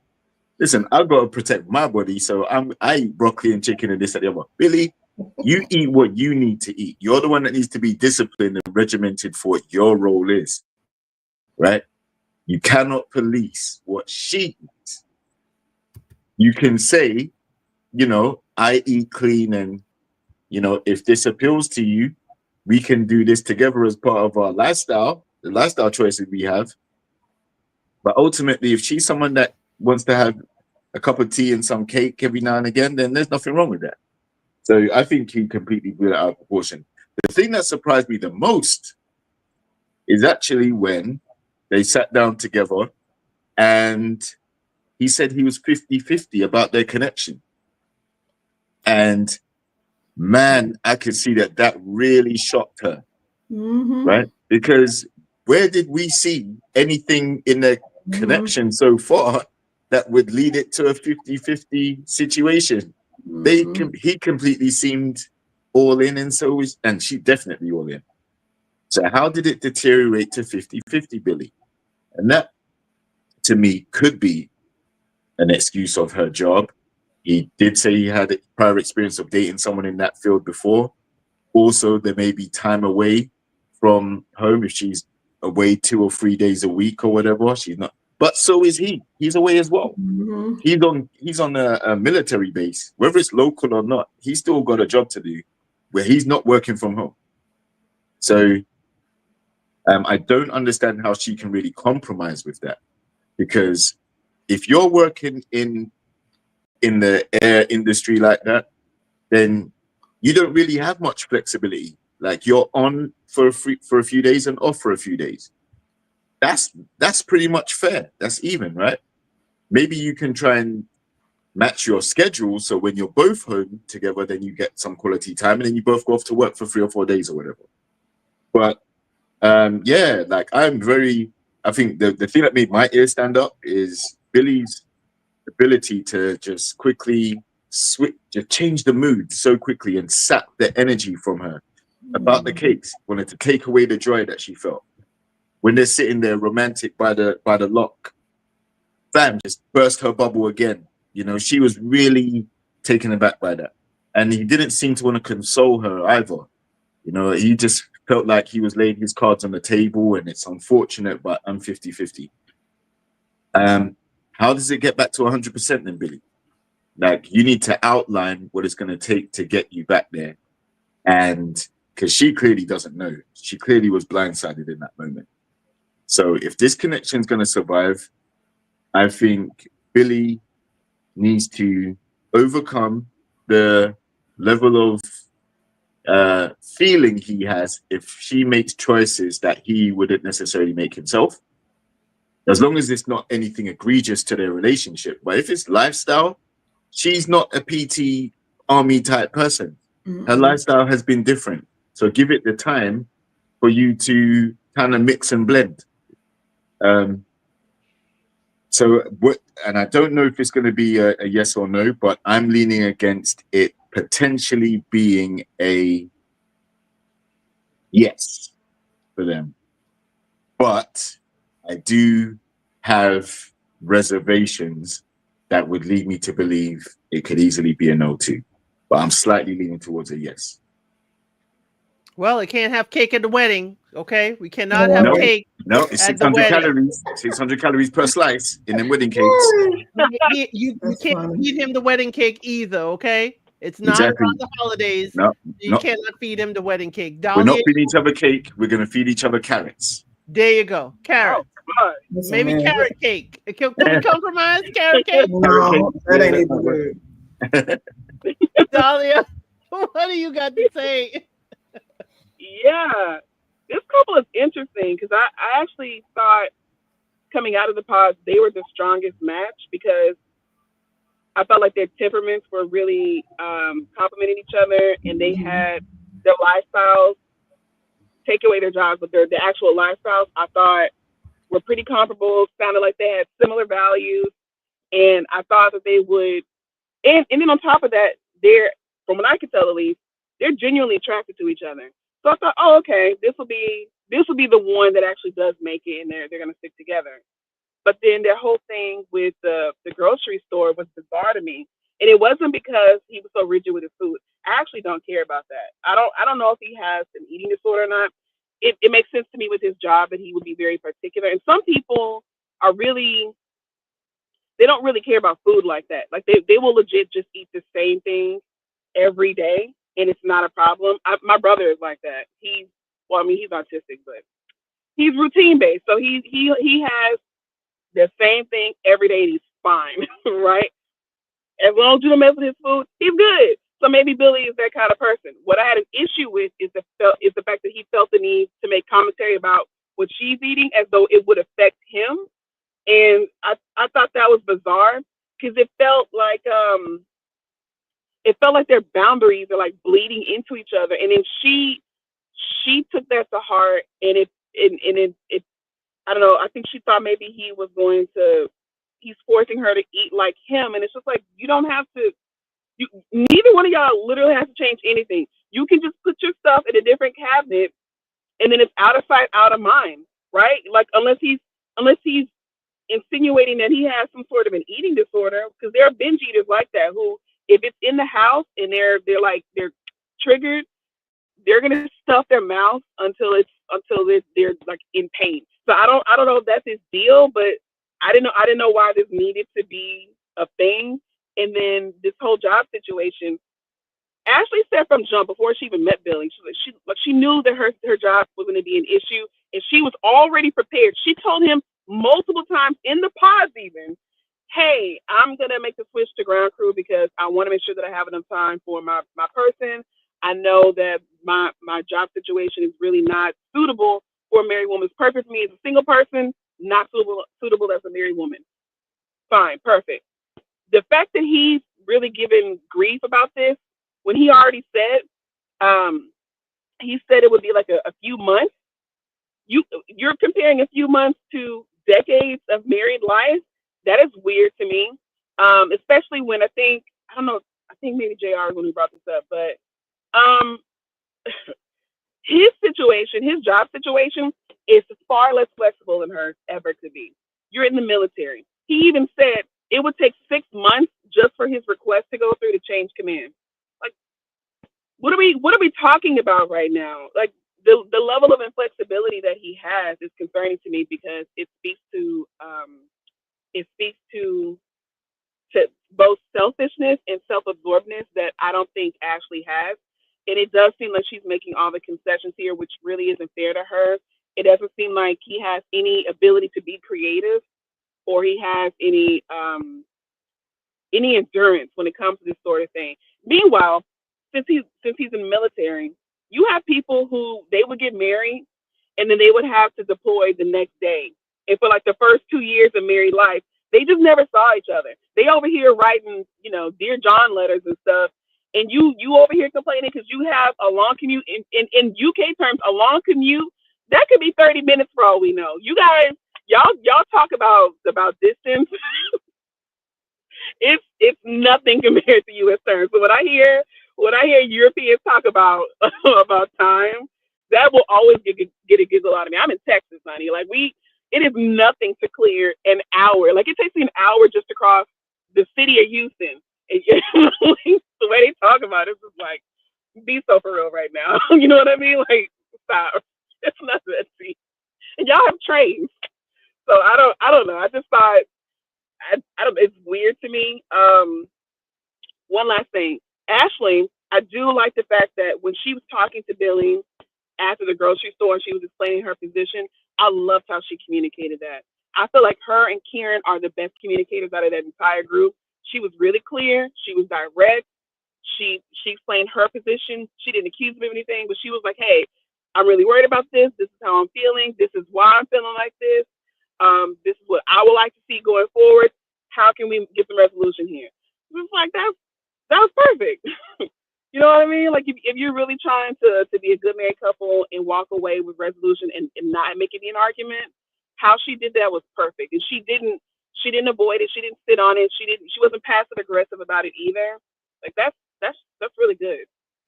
Yeah. Well, we could say she ain't like his mama who say the fruit is for you, but we gonna have them cookies.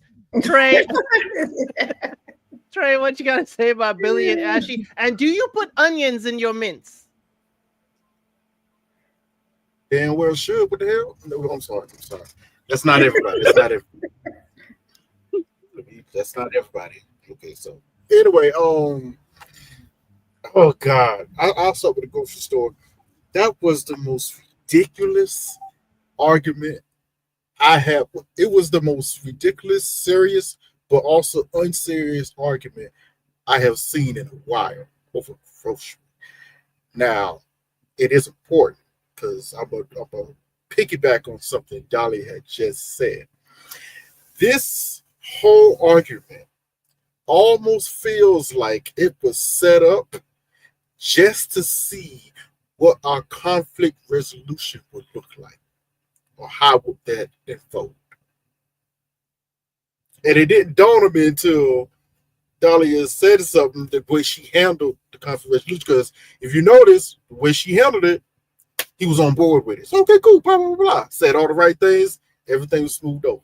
So, interesting.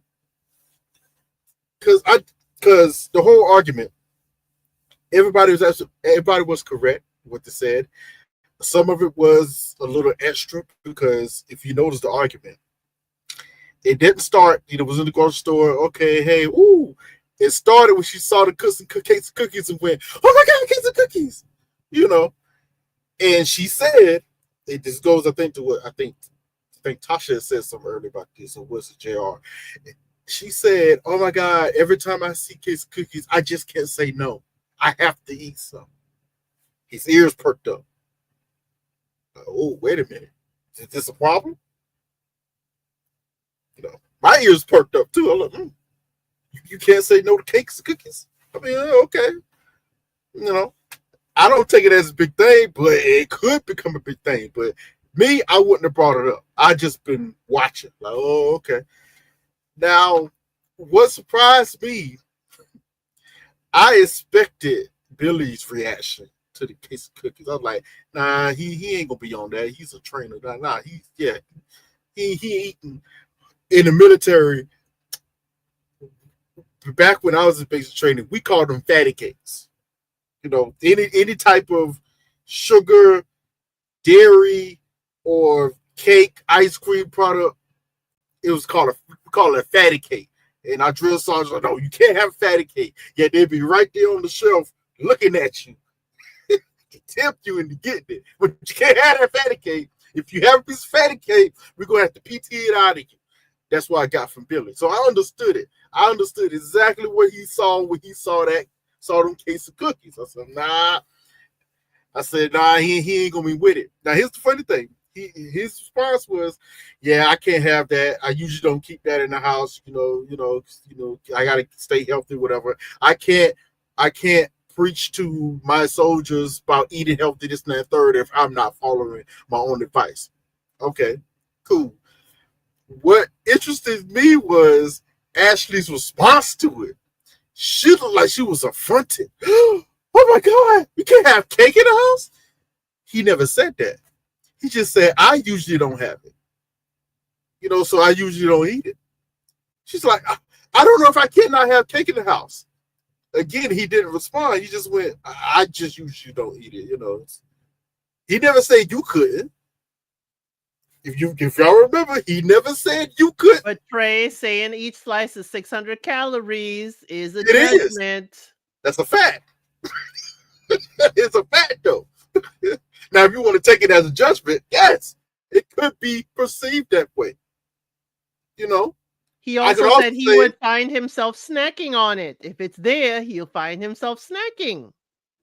And guess what? I do the same thing. I don't keep chips and cookies at my house anymore because I would end up snacking on it, even out on the road. And this is something I had to force myself to do. I love chips with this and that third.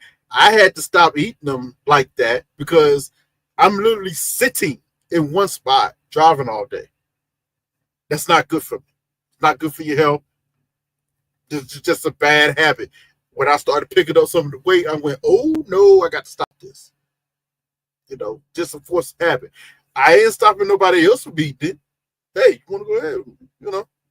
Every now and then I still have me a little bag. I love my little jalapeno ranch chips, Lay's ranch chips, jalapeno, love them. Every now and then, give me a little bag. Boom. Get out my house, Trey. Get out my house. That is what Mr. El Cid has just started bringing in the house. Jalapeno ranch chips. Oh my word. We here. Get out my pantry. He can have it. He can have that. I ain't that ain't my poison of choice. Okay. I just can't have it. I just can't have it at the house. So I get what he was saying, but I just found it interesting. And yes, it could have come off judgmental, but he never said she couldn't have it. She was acting like she couldn't have it in the house, but none of that was ever actually said. It sounded like to myself, to some people in the chat, like he don't want that around the house. Of course. I probably don't want it around the house either, but I'm not going to tell you not to have it in the house. I'm going to just say I probably wouldn't have it in the house, and I'll leave you a decision up to you whether or not to bring it in the house. And if I put it in a lockbox? It's in your lockbox. I ain't touching it.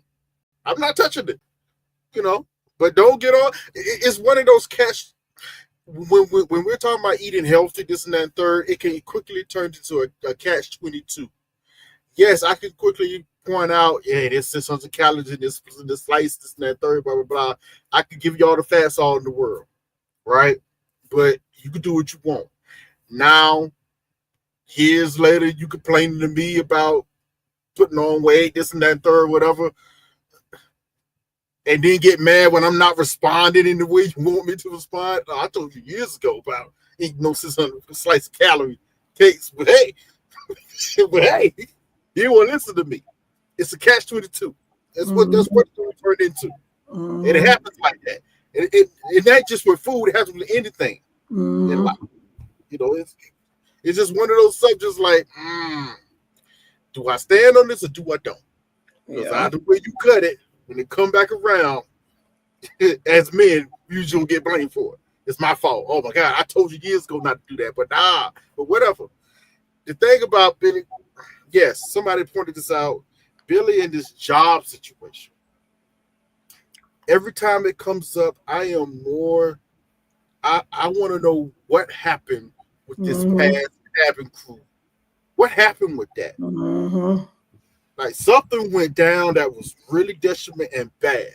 It ain't really have to do with Ashley. I think he generally likes Ashley. I do think he generally likes her, but her job is bothering him to the point where it's getting to ridiculous. Like, bro, because he made it a stickler back when it was a pause. Like, usually that would have been a no for me, but because I like you, I'm trying to give this a chance. And to the whole idea of, yes, she has been willing to say that she's ready to sacrifice that job for a family like this and that and third. Okay, cool.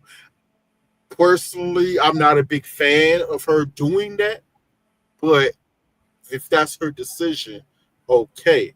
Now, the reason I say it this way, that Billy he may hear what she's saying, but he comes off as the type of person that, yeah, I heard you, but I'll believe it when you actually go through the steps of doing it.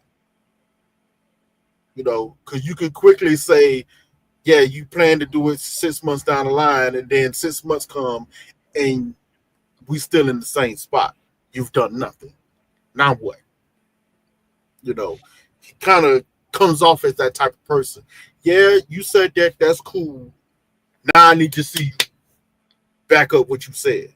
Are you even taking steps to do what you say you was probably going to do?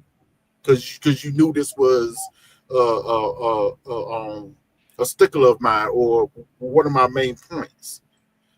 Now, me personally, I still think he's being a little trippy about it because I have served in the military, and I'm in a career where I'm somewhat on the same page as Ashley. I'm away from home a lot of times, you know. So I've always been minimal to the idea of anybody I get in a relationship with. They have to be okay with my career, and I have to be okay with our relationship and how it unfolds in this career. You know, even back when I was in the military, bro, we could be deployed. Like this, I was married during that time. Me and my wife was in the military. We had separate deployments. Like, you know what I'm saying? Yeah, and it took its toll. But we had separate deployments. But that's something we both understood going into this.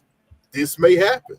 So the way he's acting about with her job, is to me, it's less about her being away from home. Because let's keep be honest, bro. Yes, you could be quickly deployed, so you're gonna be away from home, and you're gone for most of the day. Usually, probably from 6 to 5. So you really at home either. What are you talking about? Right. A maid or something.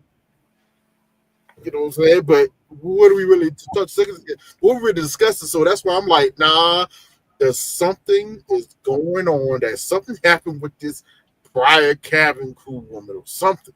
Something bad happened. That's just turned him off completely to the point it's like the plague. And we don't really know what it is.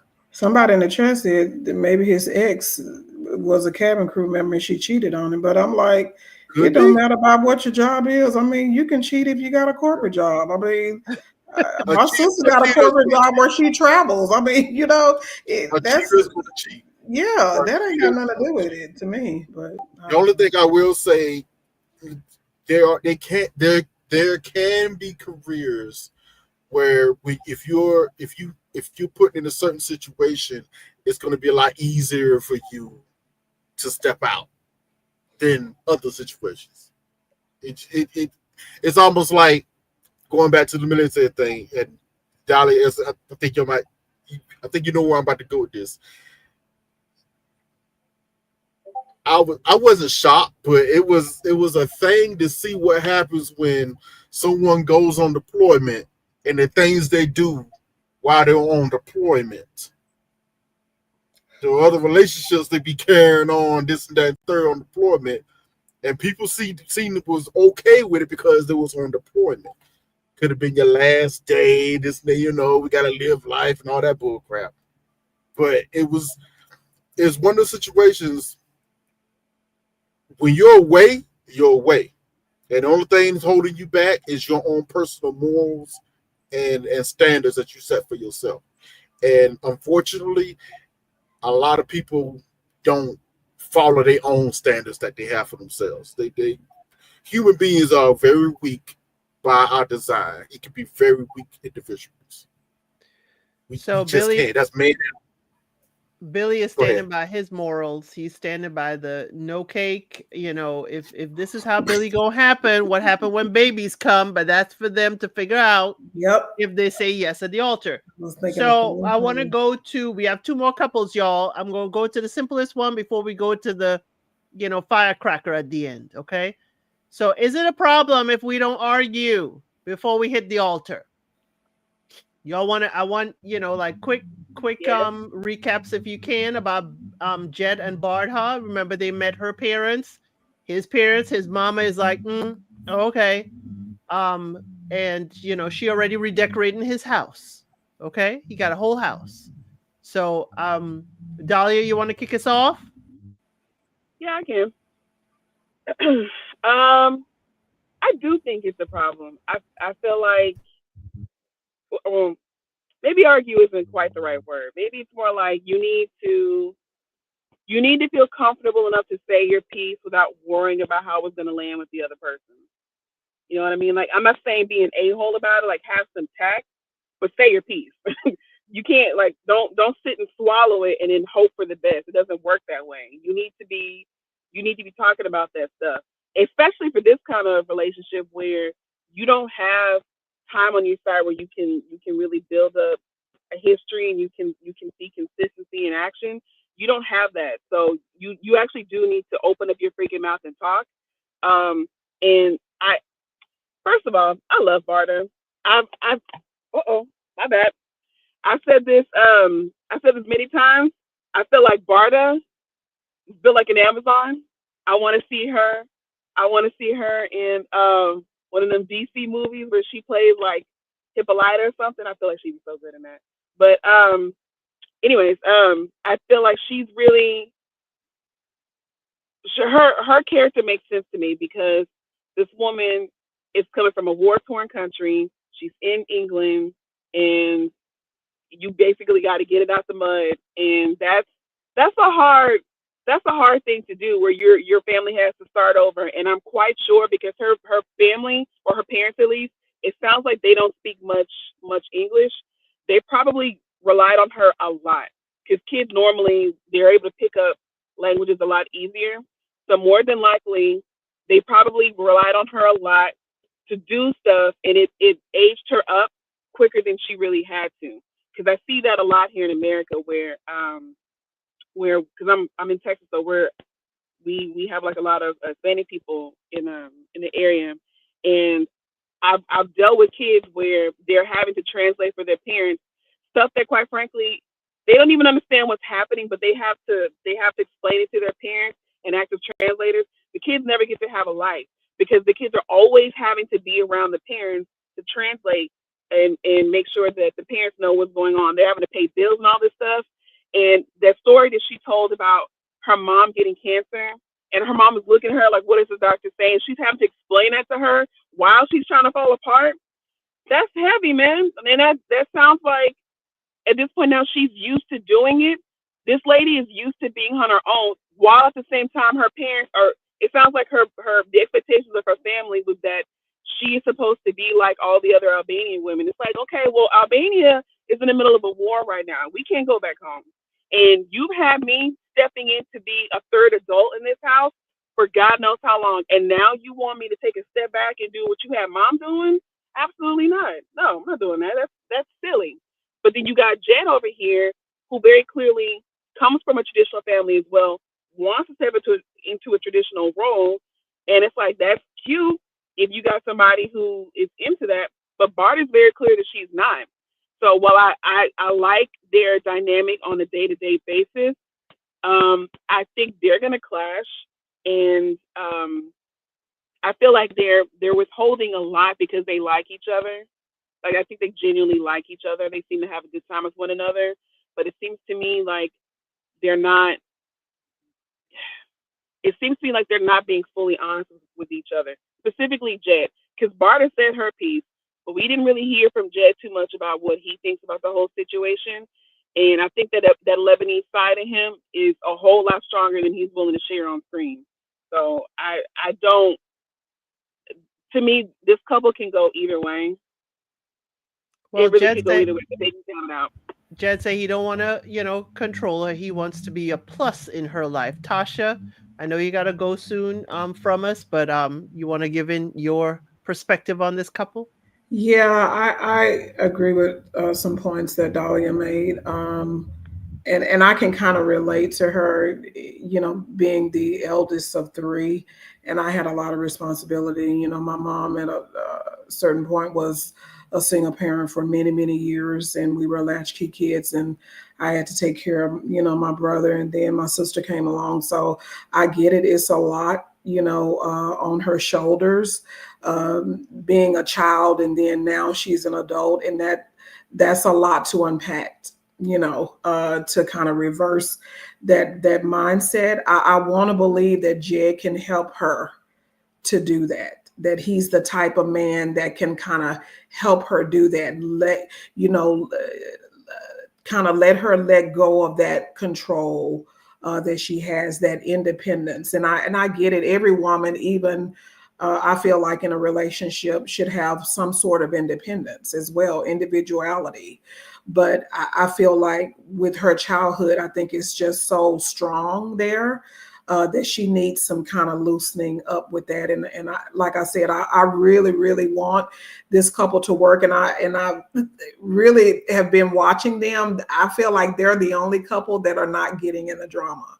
They're not talking about other couples, that's not on their radar. They're really trying to kind of embrace the process. But from the last episode that we just watched, I just caught up. It seems like they are going to have an argument, and I'm curious to know what that argument is going to be, what it's about, can they withstand that? Because I mean, I will say, even if they didn't have an argument prior to walking, to prior to going to the altar, that's not to say that they're not going to have an argument after they get married, because they're going to have some disagreements. Number one, because there's a male and a female. We're different in that aspect. So there's gonna be something that you're not going to agree upon with that. So, but I'm hoping for this couple. This is actually one couple that I think is really kind of normal like ish than some of the other ones on this show, that I really, really wanted to work between the two. I hope it does. I don't know. You never know though. Yeah, I definitely hope it does too. They seem to have, a good, head on their shoulders for their relationship. Trey, you wanna jump in? Um, I guess to answer your previous question first, is there a problem with arguing in a relationship? What should it? What was the question? Should a couple argue if there's a problem if a couple doesn't argue? What's the question? The question is it a concern that they have not had an argument before they're entering into this, marriage? To me, the answer would be no for the most part. It's because I have a certain viewpoint or the idea of argument. I don't argue. I try not to argue. That doesn't mean we're not going to we can have a discussion about something. And sometimes the discussion may, be poignant. But all this dragged out yelling at one another, we're not doing that. Especially not with me. You can do that by yourself. I'll leave the room. But you're not going to be arguing with me. So I'm a little on the fence of like, argue? Nah, they don't have to argue for it to be a problem. But to another point Dolly said a while ago, you do need to come to understanding of how do y'all both, how do you rectify your conflicts? Like, what's your conflict resolution like? How do we discuss things if we have a disagreement on something? That's to me what's more important. Trying to argue with somebody, it never really gets you anywhere. Honestly, it's just a bunch of yelling, and then people get used to that, and it could be an avenue into other things that could be more dangerous. When me and Elsie were talking about Jed and Barter last week, I brought up something that I'm seeing more of in the pods. Jed has always portrayed himself to be a very traditional man, and he wanted a traditional woman. Okay. Barter portrayed herself as, I'm a traditional woman, that's what I wanted to be. I said last week to Elsie, she comes off more independent than traditional, which is fine, but there might be a little bit more misrepresentation of yourself because some things going to come up. She's going to try and exert some type of control. I'm wondering how is Jed going to react to it. And I'm seeing more and more of it these last 4 episodes. There's been certain situations where I'm seeing Barter push a little bit. Some of it, understandably. Some of it, I'm like, I don't understand why you're pushing here. There's no reason to push. And Jed, for his standpoint, it seemed like, especially in, hold on, what episode was that? I wrote it down. I think it was episode 6. Yes, it was episode 6. Barter was definitely trying to exert some type of control over the discussion it was having. And the only thing Jed did was trying to, he was trying to show her understanding of where she came from and the type of woman he wanted. This, that, third. It really seemed like he likes her a lot. So he's really trying to make this work just to get along. He's trying to get along with her. But she seems to be more and more pushing on certain things, which is, I guess is fine. I don't mind it. You just gotta, the way she's doing it is maybe what's concerning me. It seems like she's trying to get a reaction out of him to start an argument. So I'm like, I don't know if this is going to be the right way. Because when a real argument does arise, that's when real problems will ensue. And it really played out when they met his parents. And you could tell the mom, she was asking real questions. She was, and it was questions that neither Jed or Barter really had a good answer to. If you notice, it was the same situation with Sorova and Kyle. Like, she asked some very simple questions here, and y'all both are kind of fumbling on this, hoping just love to get us through. Now, the dad was over here. He liked what he saw. He's like, man, hey, I see you, son. Go ahead on. He is a get along husband with his wife. And he said it. Like, hey, they mirror his parents. They mirror his parents. And I think Jed is trying to emulate that within his father. That's why I could take, Jed has a lot of opinions, but he likes Barter so much, he's going to assume those and push those opinions to the side just to make her happy or just to get along with her to make this work. Now, that could be good and bad. That could be good and bad. You know what I'm saying? It could be good and bad. But we're going to see. But yeah, he is trying to mirror his parents because that's what he saw. His mom is the forceful one, the one to speak up. And his dad is the one laid back and just let things go as they go. Barter is interesting. I don't know if Barter actually wants that in a man. Because the way she talks to Jed, especially back in the past, she wants a man to be a man and stand up and lead and be a little bit more forceful. I'm like, okay, but that kind of goes against your own mindset here. There's going to be conflict. That's conflict. So it's almost to the point like I think she knows what she wants, but I don't think she understands what she's asking for.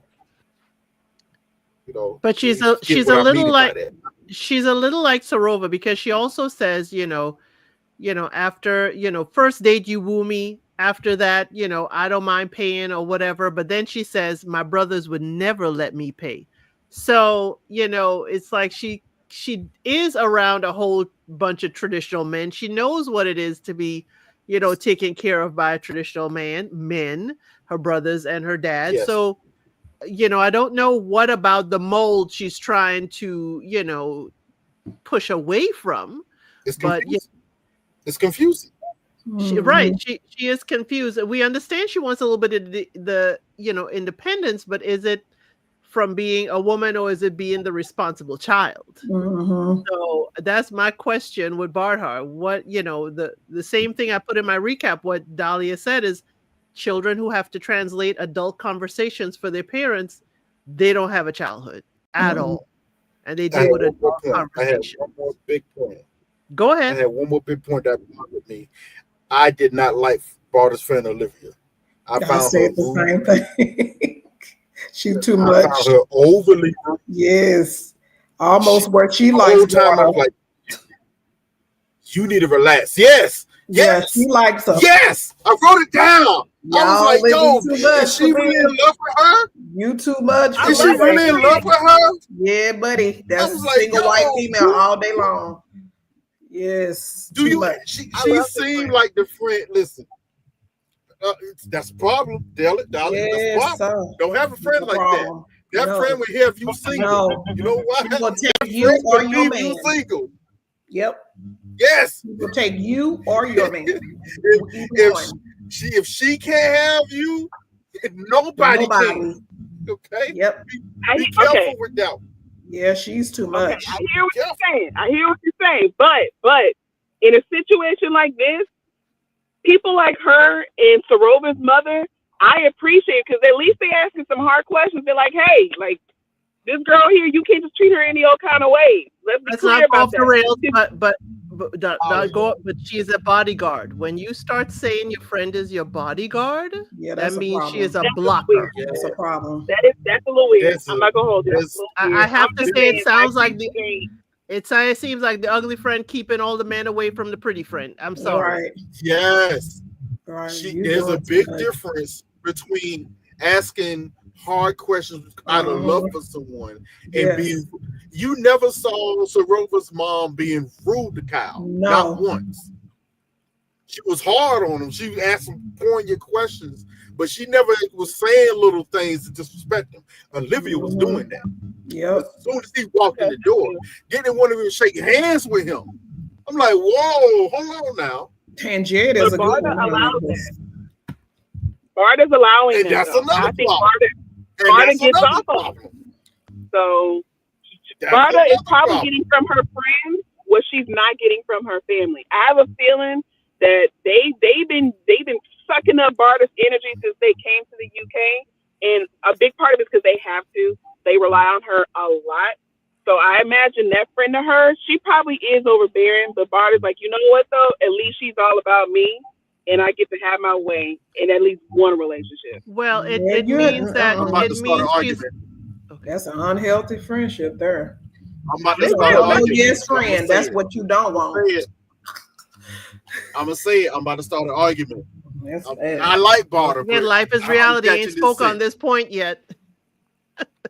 Oh, okay. He about to speak after I'm about to say this. He about to speak on this. Check this out. Daughter is the type of woman who wants someone to obsess over her. And her friend is giving her that. Yes, Yeah, she seemed yes. like it. Her friend is giving her that. She likes obsession. She's that type of chick. Obsess over me. Love me. Even though obsession is dangerous. But she's that type of woman. Uh-huh. Her friend is You've never giving her seen that. her without makeup. Yep. And then I was gonna say that too, Dolly, baby. She be on point with that face. Yeah. You're We not never gonna seen see her her back without off. nothing, baby, Yeah. ever. Face card never That's a declines. sign. Life And is not that life it's is cute. reality. You want to talk about this couple? What are your concerns? Well, to answer your question, should they have had an argument by now? Like, is that normal to not have had an argument by now? Listen, if you've had an argument by now, it is not meant to be because it's still the early days. You're still meant to be in a honeymoon period. So if you arguing, butting heads, I mean, obviously there could be clashes in terms of difference of lifestyle and difference of opinions over things, difference in faith, whatever. But you don't need to argue about it. That shows a breakdown in communication. So no, but I think having met the mom, there's going to be some arguments now because the mom seems to be very strong. Nothing wrong with that. But now you've got Barda, who's kind of independent and strong too. That's where the clash is going to be. And then Jed may be in the middle because he's got the two women in his life, strong personalities, and they may disagree on things. Barda may want him to do something, or the mom may not like the fact that Barda has told him to do something, or, and that's where the problem's going to be because Mama's not backing down. Barda's going to speak up for herself too, and rightly so. So it's going to be like a tennis match for Jed. And Jed's dad seems like he's just either been beaten into submission where he doesn't need to really say too much. He didn't look too lively. He was supportive, but how many words did he say? We could count them on one hand, right? And those include hi and bye. So, so he looked like, he silently supports their union, but I think the mother was particularly trying to pick on their connection and sow some seeds and create some cracks that may become crevices. She really seemed to be skeptical of their relationship. And I don't think that's a good sign because she may also be trying to keep Jet single until the right woman, in her opinion, comes along. Like she has to have a say in who he dates. That's what that came across to me. Like you met this girl on a TV show and you're going to get married straight away. So where's my opinion in this? That's how it came about to me.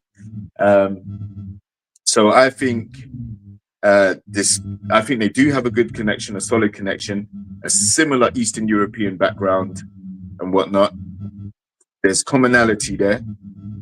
And I do potentially see it working, but Barda, you can't want or expect a traditional man in every sense of the word when you've said that you're traditional, but you're quite flexible in your traditional attitude, right? So I would just say I think it may work, but I think the potential clash may be mother-in-law and wife, not necessarily husband and wife.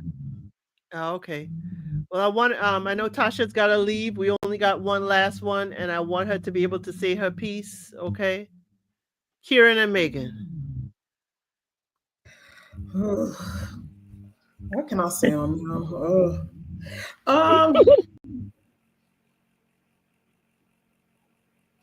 I think I've said it before. I do think Kieran is probably genuinely likes Megan. But she has a little insecurity about herself. And then I think a lot of that has to do with her childhood and her upbringing that comes across.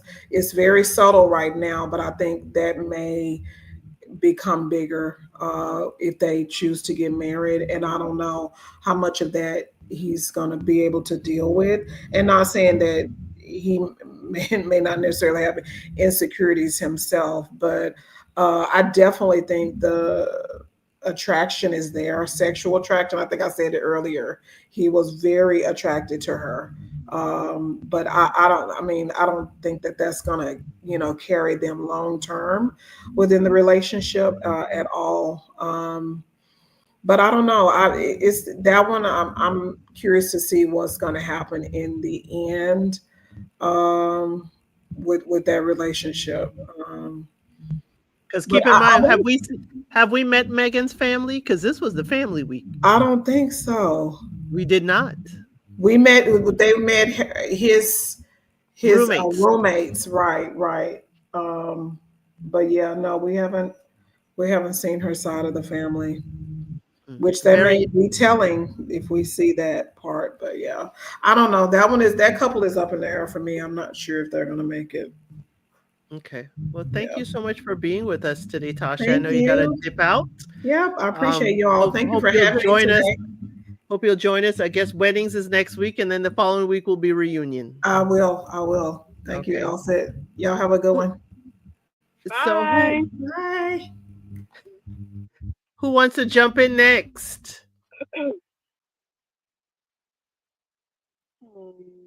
Dahlia? I mean, you give me the faces. Okay. Yeah, I'll jump in. Okay, I was thinking through. Okay, um, them as a couple, I actually like. As far as I can tell, they're the only couple who are like romancing each other. I, I don't recall Ashley and Billy really doing that. Like you see them doing life together, but not like coupley romantic type stuff. And I remember seeing that with Kieran and Megan, especially Kieran taking her to that ballroom. That was very sweet. I like that, especially acknowledging that she's a dancer. I was like, okay, come on, Megan, with your legs. She was showing them off. She had nice legs. Okay, all right, that was cute. That was very cute. And I I I like how they operate together. Now, the only notes that I have really, and Trey already said some of it, was that conversation between Kieran, Megan, and Javin. Didn't like that at all. I don't like how Kieran was talking to Javin. I know Javin was wrong, but I'm gonna need you to take some of that bass out your voice, and you can take out all that crying. I don't know what you're crying for, because all that man did was talk to you, and it was a light touch. Okay, he can go harder. The fact that you were out here really boo-hoo crying, where your man got to come and comfort you, girl, stop. Your dance teachers were probably meaner to you than Javin was, but he made you cry. You're not, that was not a serious, I'm sorry, that was not a serious conversation. That's weird. I don't like how Karen didn't all the way back her up. Either tell her she did wrong or tell her that she did right. But don't that whole happen. Well, I mean, if that's how you feel, babe, that's how you feel. No, no, I'm gonna need you to actually have an opinion. I need you to clock all the way in, Karen. Say something, okay? And Trey is right. Like, if I'm getting into it, man, whether I'm wrong or right, in public, we are a unit. I need you to have my back. Don't let these people talk to me cash crazy. Now you can tell me I'm dead wrong behind the scenes. I need you, hey, baby, I need you to slow down a little bit. You do a little bit. You got too much dip on your chip. Cool, fine, no problem. But in public, as far as you're concerned, I'm always right. Okay, that's how we need to be operating, and I don't feel that from him. And also, I don't like how Megan was carrying on at that mixer. All that heat that she had for Sophie, it's like, okay, you clocked this subtle shade that she was giving you, and she was making fun of. I think Kieran had like a jacket or shirt on or whatever. The shirt was fine, whatever. Maybe Sophie was doing some shady stuff when she was making fun of the jacket. I couldn't tell. Sometimes you have to be there to get that energy to be able to tell when somebody is trying to be shady. You know what I mean? So I'm gonna take Megan's word that Sophie was being shady. Fine, because that's some girl stuff that is very subtle. Okay, but when she's explaining it to Kieran, it was weird because it felt like she was projecting onto him and she's questioning him about it and getting upset with him, and he didn't do anything to her. That was between her and Sophie. That had nothing to do with him. Kieran was actually being a stand-up gentleman, and he was staying by her side the whole night. Whether we thought that he was feeling Sophie, remains to be seen. But Megan didn't have any reason to have any issues with Kieran, so I didn't like how she was coming at him, and I I don't love how she was handling Katisha. I feel like she's being messy. She's being real messy, and I don't like how she's moving. And I don't know if that's the producer, like winding her up behind the scenes because they good for that, right? Like they needed to figure out a way to get Javen out of that relationship. So maybe they had maybe they had Megan helping to play their role, but how she went about it, really not feeling it. Um, so yeah, that's my feelings on her. Now, as far as her family is concerned, um, from what I recall, she's the one whose dad wasn't around, right? Like he abandoned her. Okay, it's her mom. I'm sorry. Her mom is Did the one both of that these had several relationships. She doesn't want to be like her. And the dad is the one that came to the restaurant and did not acknowledge her. right? Okay, okay. So yeah, it makes sense to me that we're not going to see them. We're probably not going to see the mom. That makes complete sense to me. But And we saw Kieran's friends. We could see Megan's friends. friends. Does she have friends? Because she messy.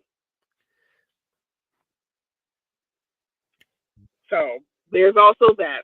Um, yeah, I mean it's. I don't know, man. I don't know. This is another couple where I don't know. Like I felt like I had a good understanding of how these people operate by the time I came out the pods, but now on the backs of these last four episodes, yikes. Because also Kieran is keep on asking her, I love you. You need to say I love you too. Yeah, yeah. That's okay. And I hear him on that. I hear him on that. In normal situation, Megan would she should have all the time in the world, but you asking this man to marry you and you haven't said I love you yet. So that is a little weird. I don't know. I don't know. UK stressing me out. I don't know how I feel about these people. So This ain't Germany. Germany was stressing you out. oh my no Germany was jokes. None of those people were serious. But these people, I don't know, they feel a little bit more serious, but it's just maybe it's production that's like making it like the way that they're editing scenes together. If you just leave feeling like, dang, do these people love each other? Do they want to get married? Do they know enough about each other? That's how I feel coming out of all of these couples and their scenes together. It's just it's That's you're what like you 5 through 8 is supposed to do. 5 through 8 is supposed to throw you off your square. I don't want Life is Reality to go last again. What you got to say about Megan and Kieran? Yeah. Initially, I thought strong couple. As time's gone on, here we are. I see some trouble ahead. Now, just like we were speaking about Patrick earlier, how you bros with Javen when you've only known each other a short amount of time. Megan, how are you and Katisha that tight where you feel the need to go and interject as strongly as you did? Right? So that's what makes me think there's an ulterior motive there or two. But yeah, I think the conversation with Javen, how emotional she got, and she also used F-bombs, expletives, and kind of cursed him out as she got up and stormed out to the balcony and started crying. Why are you that invested? So this ain't your relationship. You're talking about someone else's relationship. All you were asked is, what did you say to Katisha? Right? And then when you said what you said, Javen said, no, it didn't go like that. And he tried to give some clarity and some context, and you couldn't take it. So, Kieran, you need to watch out, dude, because, I think Kieran could rightly say, you know what, she doesn't really know how to emotionally regulate. We've just seen her explode like that over something that isn't really important to our relationship. So what's it going to be like when she's emotionally charged about an issue that we have? You know? So that would be my concern with them. And redheads typically are fiery, could be. Don't give me time out, Elsid, right? Telling you what it is like over here in the UK. The American redheads may be more docile, but over here, no, they flame hair for a reason. But yeah, so I'm just making jokes. But yeah, so I think her emotional regulation may have something to do with the stuff that's going on with her parents too, her relationship or lack thereof of her parents or their support in this particular show, this experiment. We don't know how frequently she's in contact with them about what's going on. So we don't know how supportive they are of her going through this process. And if she feels that she's going through it alone, then there may be some pent up feelings about that too.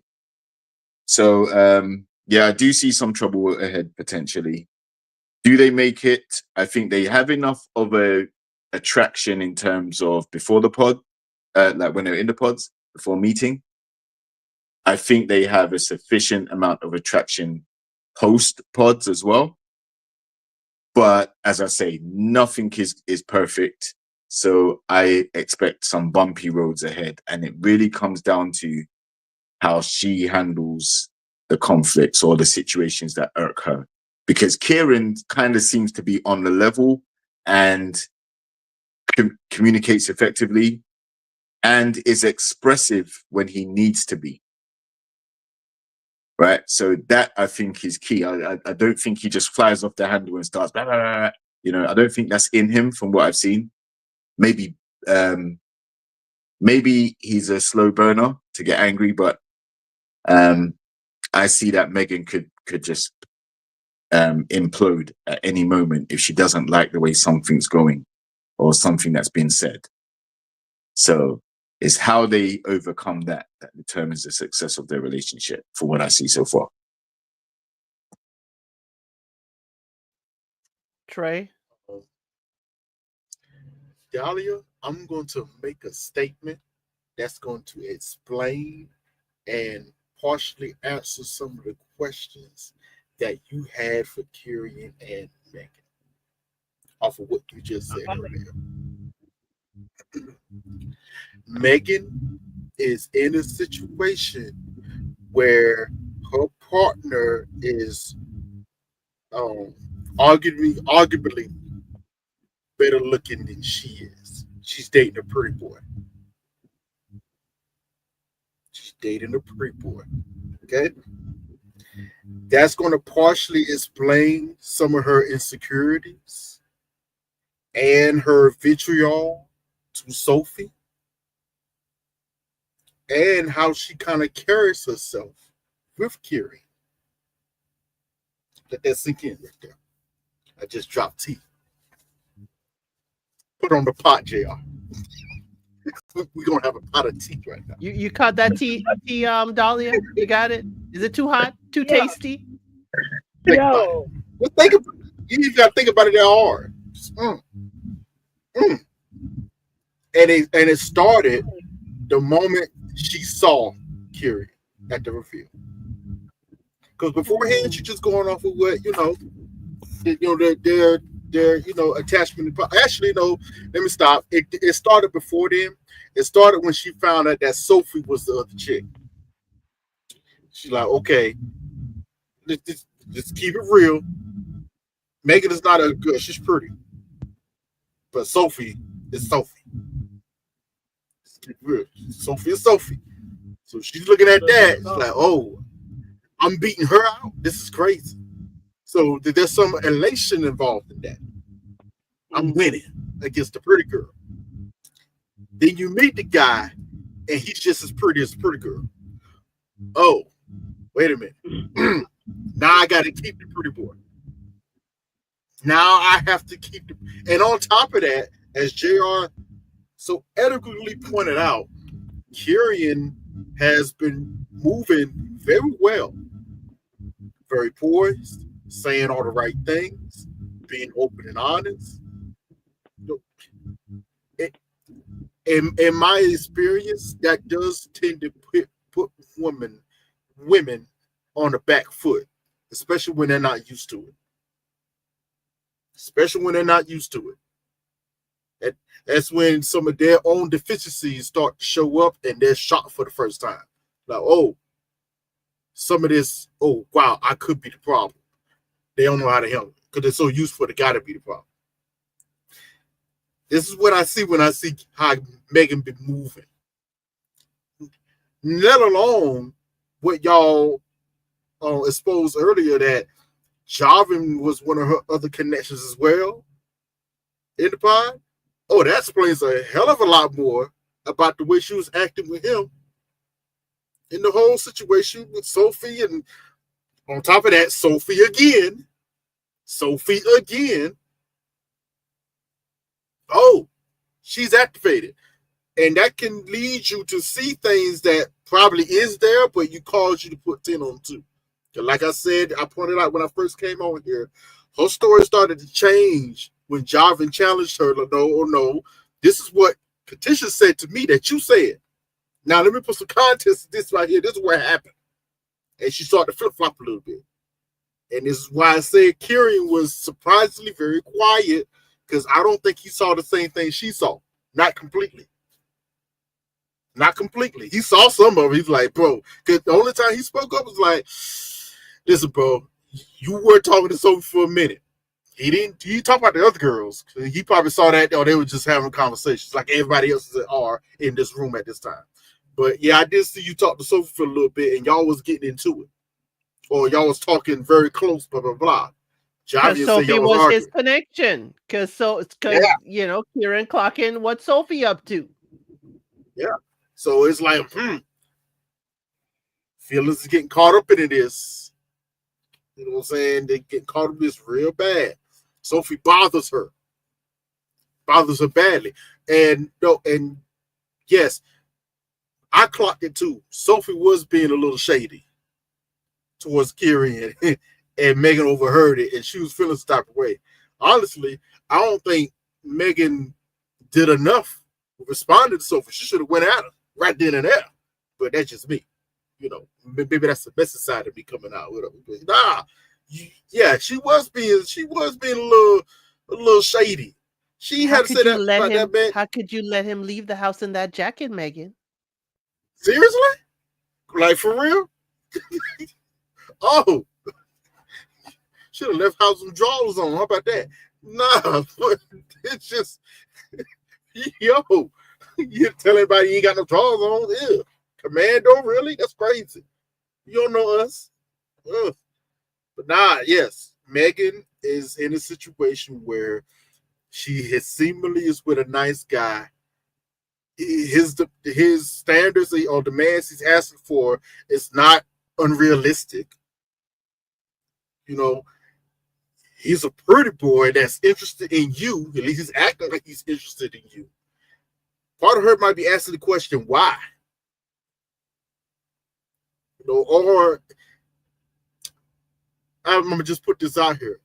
Could Megan subconsciously be self-sabotaging? Just a little bit. Subconsciously. Just a little bit. You know, and honestly, I didn't really believe her when she told Kyrian, I love you. Well, to be honest, I don't believe half of these people when they say I love you. Y'all all just met. Now, pause a second. I do understand love at first sight. When I was younger, man, I thought I was in love a few times at first sight. But when I got older, I started to realize that was more infatuation. Love is an act. It's a choice that you make day by day. You know, so now I say, you could be infatuated at first sight. Hands down. So I'm on the fence with Kyrian. Yes, before I can marry somebody, I have to at least have the knowledge that we love each other. So I get that point. What if Karen wanted to be in the photo booth? Oh, really? No, no, you just be messy, El. You just be messy. It just be messy. He don't know But, that she but it's called his jacket funky. He don't know that. He think he you know, fly. but he was kind of fly. What nothing wrong with his jacket? It was just a jacket. He was cool.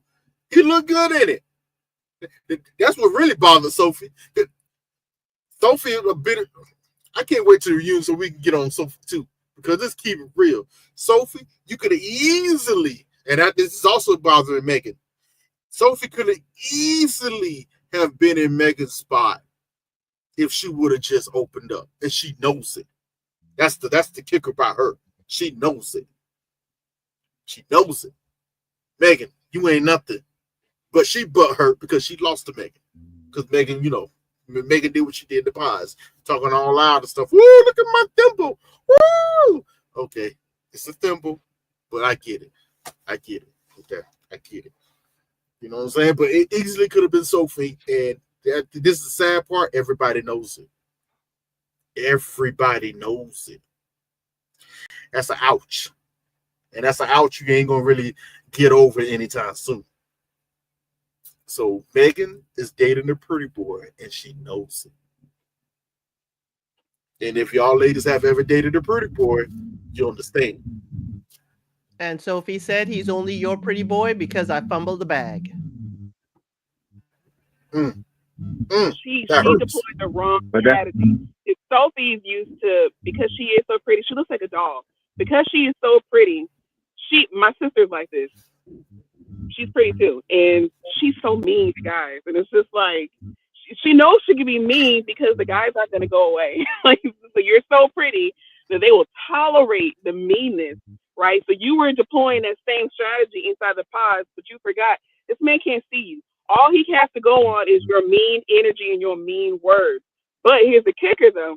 She's so freaking pretty that even though these guys know that she's mean now that they see her, they're just choosing to have amnesia and they're sweating all upon her again. And it's just. But it lasts for so long. That only lasts for so long. Yeah. It's just the fact of life. It only lasts up but so long. Because most men, it gets to a point where they finally their brains actually start working. They go, okay, so what else? What else is about you? And when there's nothing else, it's like, all right, just keep it moving. Right. That's amazing. Sophie said it. Yeah. She was like, I'm tired of being, treated as an object, and and just because I'm pretty, but she's trying to take care of that. I'm pretty. Just because I'm pretty, they treat me a certain type of way. She's tired of being used, but she still fumbled the bag because she still was operating like she was a pretty girl. Right. But see, Kieran is also pretty, so that means that he's not sweating her. I think Megan thinks that maybe she's a real threat, but Kieran, Sophie's not his first pretty girl. It's like I don't think that that's really going to be a problem for him. I really don't. And I'm curious to know, especially for you guys. My working theory is that I think that Cal and Patrick are both had a glow up. I think that they were unattractive guys for like the first half of their lives, and then at some point maybe the height kicked in or their skin cleared up or something, and they started going to the gym because they give out real awkward vibes. I'm not really late clear bloomer. on Kieran. I don't know. Yeah, like real late bloomer type. But I'm not clear on Kieran because I'm looking at his friend group and I'm like, you are head and shoulders above them. I don't know how y'all got to be friends, and I can't tell if he was always attractive. He's a nerd. Yeah, he's a nerd. Is he like Henry Cavill, where it's like one of them rare people where he's just like all around cool? I don't. Yes, he's a nerd. Wow. Okay. He's still a nerd. Yeah, video game nerd. Video game nerd. So he was a good-looking guy that hung out with the nerds. It's only recently that guy that hung out with nerds. It's only recently that gaming is considered a lucrative career. He would have been seen as wasting his life. What woman would want to be with a man that's playing video games all day?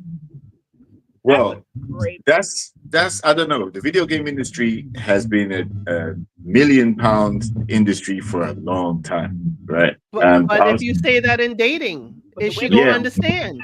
yeah. I mean, that's the thing. It's more than just playing video games. I think he's a developer, so he actually makes video games. So he's on the Yeah. creative side of it. Yes, he's a Um, developer. yeah. So that's where the lucrative thing comes in. But you have to be a nerd to be able to study the codes and He's a real nerd. scripts and sprites and all these He ain't different faking. things, He's right? sold a few games, and he's the Benaiah of the season, is what they're saying. Right. But Oh, he got money. Okay. right. So he's got money. He's on the creative side of things. Now the thing it's like a web developer. Like video game developing is very similar to web development, and you use pretty Yep. much the same process and the same scripts. Because animations Same. at the end of the day. But yeah, you're right about Sophie. I think she forgot that you can't see the person on the other side of the screen and they can't see you.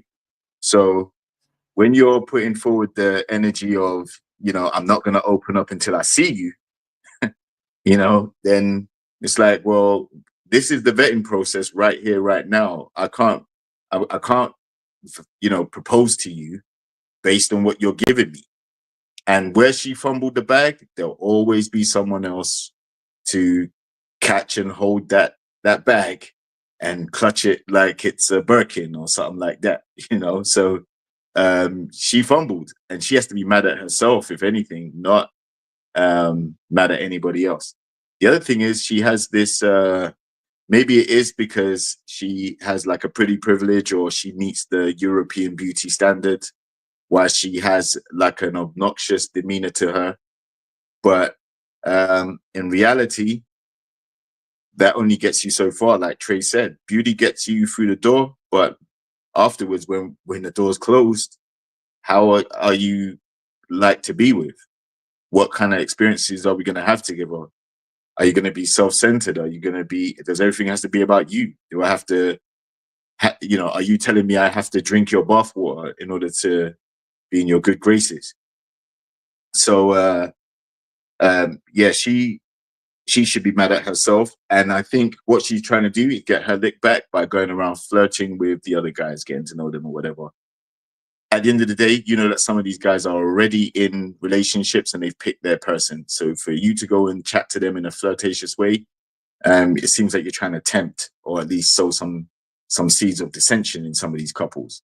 And it wouldn't, from what I've seen of her, I wouldn't put that past her either, right? Because she wants to be chosen. And what better way to be chosen than if someone says, you know what, even though I picked this partner, now that I've seen Sophie, I'm going to go over there, right? She would love that, right? Still somebody's man. But I think Kieran made the right choice. He went with someone who was more vulnerable, more open, and he didn't see the emotional side of it, obviously, because there was no instances that brought that out of Megan.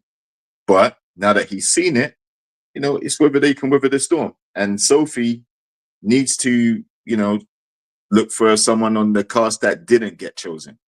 And there's quite a few of them. Some of them didn't even get that much TV time. So it's not over for her. But with regards to these men that have chosen relationships and whatever, the door's firmly closed. Let them enjoy their process. You didn't get chosen. So, onwards and upwards after that. And Kieran, just don't rise to the bait. Ignore Sophie. She had her chance. She blew it. Focus on Megan. And you're gonna have some stuff to deal with Megan. So don't even get involved in Demola and Javan and all these other dudes and all that. Focus on your relationship. Well, y'all, that was all the couples. That was everything. I don't even want to do predictions because we don't know what has been withheld from us, what has been shown to us. We don't know how this has twisted and turned, because the couple we gonna think is gonna be all in, maybe all out. But I do know there's going to be some crying, there's going to be some broken hearts, there's going to be some all kinds of stuff. What they're not going to have is a skateboard at a wedding. Okay, shout out to Love is Blind Minnesota.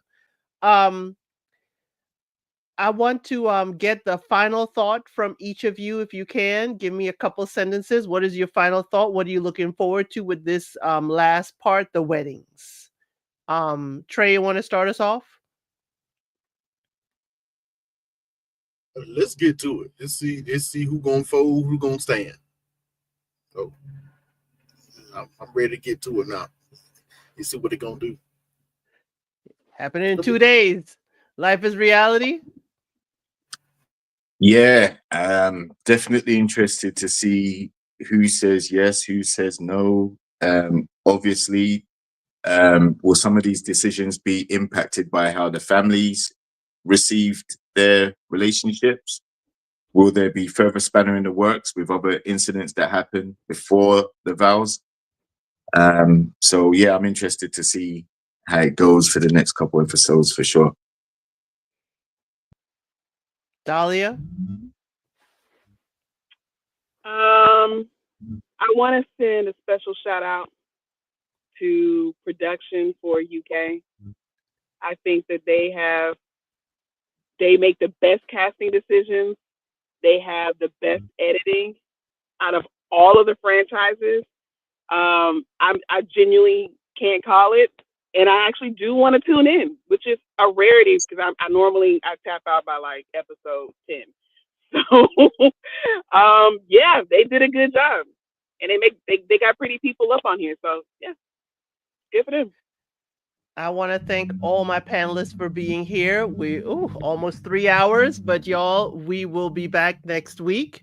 Next week we will be covering, of course, the weddings, and then the following week with the reunion. Depending on the time of the reunion, I gotta thank Sam. Maybe I'll do a watch, maybe with my members, and watch the reunion live with my members. Okay, maybe I'll do that and see how that will go.